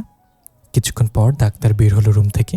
বাবা আর মিমের বাবা ডাক্তারের কাছে গিয়ে বলল, ডাক্তার, আমার মেয়ের কি অবস্থা? ও বাঁচবে তো? ডাক্তার মাস্ক খুলে বলল, আপাতত জ্ঞান ফিরেছে, কিন্তু মনে হচ্ছে না তাকে বাঁচানো যাবে। সমস্যা খুবই গুরুতর। তারপর আমার দিকে তাকিয়ে ডাক্তার বলে উঠল, আপনার নাম কি আকাশ? আমি কাছে এসে বললাম, জি বলুন। পেশেন্ট আপনার সাথে কথা বলতে চাচ্ছে, আপনি একাই ভেতরে যান। ডাক্তারের কথা অনেকটা অবাক হলাম আমি। মিম আমার সাথে কথা বলতে চাচ্ছে? তাহলে কি স্মৃতিশক্তি ফিরে এসেছে? আর কিছু না ভেবে রুমে ঢুকলাম। অক্সিজেনে মিমের নিঃশ্বাস ওঠানামা করছে। আমি কাছে যেতেই মিম আমার দিকে তাকালো। চোখে তার জল চিকচিক করছে। আমি একটা চেয়ারে বসলাম। মিমের দিকে তাকিয়ে আছে আমি। মিম অক্সিজেন মাস্কটা খুলে হাঁপাতে হাঁপাতে বলল, আকাশ, আমাকে তুমি ক্ষমা করে দিও। তোমাকে আমি অনেক কষ্ট দিয়েছি, তার কারণে হয়তো বিধাতা আমাকে এত বড় শাস্তি দিয়েছেন। আমার চোখ দিয়ে অবিরাম অশ্রু ঝরছে। মিমের হাত ধরে বললাম, তোমার কোনো দোষ নেই, সব দোষ আমার। নিজের ভুলের কারণে নিজেই কষ্ট পেয়েছি। আমিও শান্তিতে ছিলাম না আকাশ। বিয়ের 2 মাস পরে শাওন অনেকটা বদলে গিয়েছিল। প্রায় প্রতিদিন আমাকে মানসিক অত্যাচার করত। আমার মেয়ে হওয়ার পরেও আমাকে সে মারধর করত। আমার সামনে অন্য মেয়েকে নিয়ে ফুর্তি করত। আমি বাধা দিলে আমার উপর অত্যাচার শুরু করত। তবুও মুখ বুজে সহ্য করে যেতাম। তার মা বাবাও ছিল তার পক্ষে। আমাকে দিয়ে বাড়ির যাবতীয় কাজ করাতো। বাড়ির বাইরে কখনো আমি যেতে পারতাম না। মা বাবা আসলে তার ভালো হওয়ার নাটক করত। আমি মা বাবাকে কিছু বলতে পারতাম না। গত 1 সপ্তাহ ধরে সে আমাকে বেশি করে মানসিক অত্যাচার করা শুরু করলো। এক পর্যায়ে আমাকে মেরে ফেলার পরিকল্পনা করতে লাগলো তারা। আমি ব্যাপারটা বুঝতে পেরে আমার মেয়েকে নিয়ে পালিয়ে আসলাম, কিন্তু রাস্তায় তারা গাড়ি চাপা দিল। আমার মেয়েকে কোনো মতে সরিয়ে দিলাম আমি। হয়তো তোমাকে কষ্ট দেওয়ার কারণে আল্লাহ আমাকে এত বড় শাস্তি দিয়েছে না। আমার খুব জোরে কান্না পাচ্ছে মিমের কথায়। বুকটা হাহাকার হয়ে ছুটে উঠছে। এত নির্দয় মানুষ হতে পারে কি করে? মিমের নিঃশ্বাস আরও ঘন হয়ে গেল। আমার হাতটা ঝাপটে ধরে মিম বলল, আমি হয়তো আর বাঁচব না। আমার মেয়েটাকে তুমি দেখে রেখো। আমার মেয়েকে তোমার কাছে রেখে গেলাম। আমাকে কথা দাও, তুমি আমার মেয়েকে নিজের মেয়ের মতো ভালোবাসবে, নিজের মেয়ের মতো আদর যত্ন করবে। তাকে কখনো পর ভেবে দূরে ঠেলে দিবে না। মনে করবে এটা তোমারই সন্তান। কথাটা বলেই মিম নিস্তেজ হয়ে গেল। অক্সিজেন আর ওঠানামা করছে না। আমি ডাক্তারের ডাক দিলাম। ডাক্তার এসে তার পালস চেক করে বলল, মিম মারা গেছে। আমি ধাপ করে ফ্লোরে পড়ে গেলাম। সবাই কান্না করছে, আমার চোখেও পানি। চিৎকার করে কান্না করতে ইচ্ছে করছে খুব। মিমকে বলতেও পারলাম না, মিম, আমি তোমার কথা রাখব। তোমার মেয়েকে আমার নিজের মেয়ের মতো করে মানুষ করব। কখনো তাকে কষ্ট দিব না। কবর দেওয়ার আগে অপলক দৃষ্টিতে তাকিয়ে থাকলাম আমার মায়াবতী বউয়ের দিকে। আর কখনো আমার মায়াবতী বউয়ের মায়াবী চেহারা দেখতে পারবো না। আমার বুকটা ফেটে যাচ্ছে। মিমের কবর ছেড়ে যেতে মন চাইছে না। প্রিয়জন হারানোর ব্যথা আমি 2বার পেলাম। এ কেমন নিয়তি? নিয়তি আমার সাথে কি খেলা খেলছে? বাড়িতে চলে আসলাম। মিমের মেয়ে ছোট আম্মুর কাছে আছে, মা বাবাও সেখানে আছে। আমিও সেখানে গেলাম। মার কাছ থেকে ইরার নাম্বারটা নিয়ে ইরাকে ফোন করলাম। আবার সেই রেস্টুরেন্টে দেখা করতে গেলাম। আমি অনেকক্ষণ ধরে বসে আছি ইরার জন্য। ইরা আসতে আসতে অনেক লেট করছে। 1 কাপ কফি খেলাম। কিছুক্ষণ পর ইরা আসলো। সরি, আসলে জ্যামে আটকে গিয়েছিলাম। ঠিক আছে, বসো। ইরা বসে পড়ল। আমি কিছুক্ষণ ভাবলাম ইরাকে কথাটা বলা ঠিক হবে কি না। পরক্ষণে ভাবলাম এখন না বলে অনেক ঝামেলা হতে পারে। মিমের মেয়ের কথা বলতে ডেকেছে ওকে। আমার ভাবনা দেখে এরা বলল, কি ভাবছেন এত গভীর মনোযোগ দিয়ে? এরার কথা শুনে স্বাভাবিক হলাম, বললাম, তোমাকে কিছু কথা বলার আছে। হ্যাঁ বলুন না। আমি জানি না তুমি কতটা স্বাভাবিকভাবে নিবে, আমিও এও জানি কথাটা শোনার পর তুমি কখনোই মানতে পারবে না, তবু কথাটা বলাটা জরুরি। কথাটা বলুন আগে, মানা না মানা পরের ব্যাপার। ইরাকে সব খুলে বললাম, এমনকি মিমের মেয়ের কথাও। বিয়ের পর তাকে যে নিজের মেয়ের মতো ভালোবাসতে হবে আর আমার কখনো সন্তান নিব না সেটা বললাম। এরা সব শুনে চুপ হয়ে রইল। আমি বললাম, আমি জানি কোনো মেয়ের পক্ষে এটা মেনে নেওয়া সম্ভব না, তাই বলছি যদি না মানো তাহলে বিয়েটা এখানে ক্যান্সেল। এরা আমার দিকে চোখ তুলে তাকালো, তারপর বলল, আপনি এখন বিয়ে করতে আমার কোনো আপত্তি নেই আপনাকে। আমি একটু অবাক হলাম, জিজ্ঞাসা করলাম, কেন, আগে ছিল নাকি? মানে? অবাকের চরম পর্যায়ে চলে গেছে আমি। মেয়েটা বলে কি? এরা বলে উঠল, এক কাপ কফি খেতে খেতে বলি। আমি কফি অর্ডার করলাম। কফিতে চুমুক দিয়ে এরা বলল, আমি কখনো মা হতে পারবো না। কথাটা শুনেই আমি আতকে উঠলাম। ভুরু কুচকে জিজ্ঞাসা করলাম, কেন? এরা আবার কফিতে একবার চুমুক দিয়ে বলল, খুব ছোটবেলায় আমার একটা ছোট্ট অপারেশন হয়েছিল, আর তাতে আমার মাতৃগর্ভে একটা সমস্যা হয়ে যায়। যখন আমি বড় হই তখন আমার বান্ধবীদের সবার পিরিয়ড হওয়ার কথা শুনতাম। আমি তখনও জানতাম না পিরিয়ড কি। যখন জানতে পারলাম পিরিয়ডের মাধ্যমেই সন্তান জন্ম দেওয়ার ক্ষমতা লাভ করে একটা মেয়ে, আর প্রতিটা মেয়েরই পিরিয়ড হয়, তখন ব্যাপারটা ভাবনাই ফেলে আমাকে, আমিও তো একটা মেয়ে, আমার কেন পিরিয়ড হয় না? বিষয়টা জানার জন্য ডাক্তারের শরণাপন্ন হলাম। ডাক্তার চেক আপ করে বললেন, আমি কখনো মা হতে পারবো না। অনেকটা কষ্ট হয়েছিল সেদিন। এই বিষয়টা আমি ছাড়া আর কেউ জানে না, এমনকি আমার বাবা মাও না। মেয়ে বড় হয়েছে, তাকে বিয়ে দেয়া বাবা মায়ের কর্তব্য। আমার বাবা মা সেই কর্তব্য পালনে ব্যস্ত হয়ে গেল, আমার বিয়ে ঠিক করলো। আমি জানি কোনো ছেলেই আমার সমস্যার কথা জানতে পারলে আমাকে বিয়ে করতে চাইবে না, তাই আমি ছেলেটার সাথে কথা বলি। ছেলেটা সব কথা শুনে বিয়েটা ভেঙে দেয়। এভাবে অনেকটা বিয়ে ভেঙে গেল। শেষে আপনার সাথে আবার বিয়ে ঠিক হলো। আপনার সাথেও কথা বলার জন্য ডাকলাম, কিন্তু আপনাকে দেখে মনে হলো বিয়েতে আপনি রাজি নন, তাই প্রথমেই কথাটা বলতে পারলাম না। ভাবলাম কদিন পরে যখন বিয়েতে রাজি হবেন তখনই বলবো, কিন্তু আজ যখন আপনি নিজেই বললেন আমার সন্তান নেব না, তখন আমি অনেকটা খুশি হলাম। আমি হা হয়ে এরার দিকে তাকিয়ে রইলাম। নিয়তি আমার সাথে আসলে গেম খেলেছে। সে চায় মিমের মেয়েটা তার মায়ের আদরেই মানুষ হোক। ইরার কথাটা শোনার পর আমারও আরেকটু কষ্ট হলো, তবু মনকে সান্ত্বনা দিলাম। মিমের কথা আমাকে রাখতেই হবে, কখনো তার মেয়েকে আমি কষ্ট দেব না। 2 বছর হলো আমাদের বিয়ে হয়েছে। ইরা মায়া আমার মেয়েকে অনেক ভালোবাসে, সবসময় চোখে হারায়। বউ হিসেবে ইরা আমার বাবা মার কাছেও প্রিয়। আজকে মায়ের জন্মদিন, বাড়ি ভর্তি মেহমান, সবাই কেক কাটার অপেক্ষায় আছে। এমন সময় মায়া বলে উঠল, বাবাই, আমার নাম কে রেখেছে? আমি মায়াকে কোলে নিয়ে বললাম, আমি রেখেছি মামুনি। কেন, পছন্দ হয়নি তোমার? মায়া আমার গালে একটা আদর খেয়ে বলল, খুব পছন্দ হয়েছে।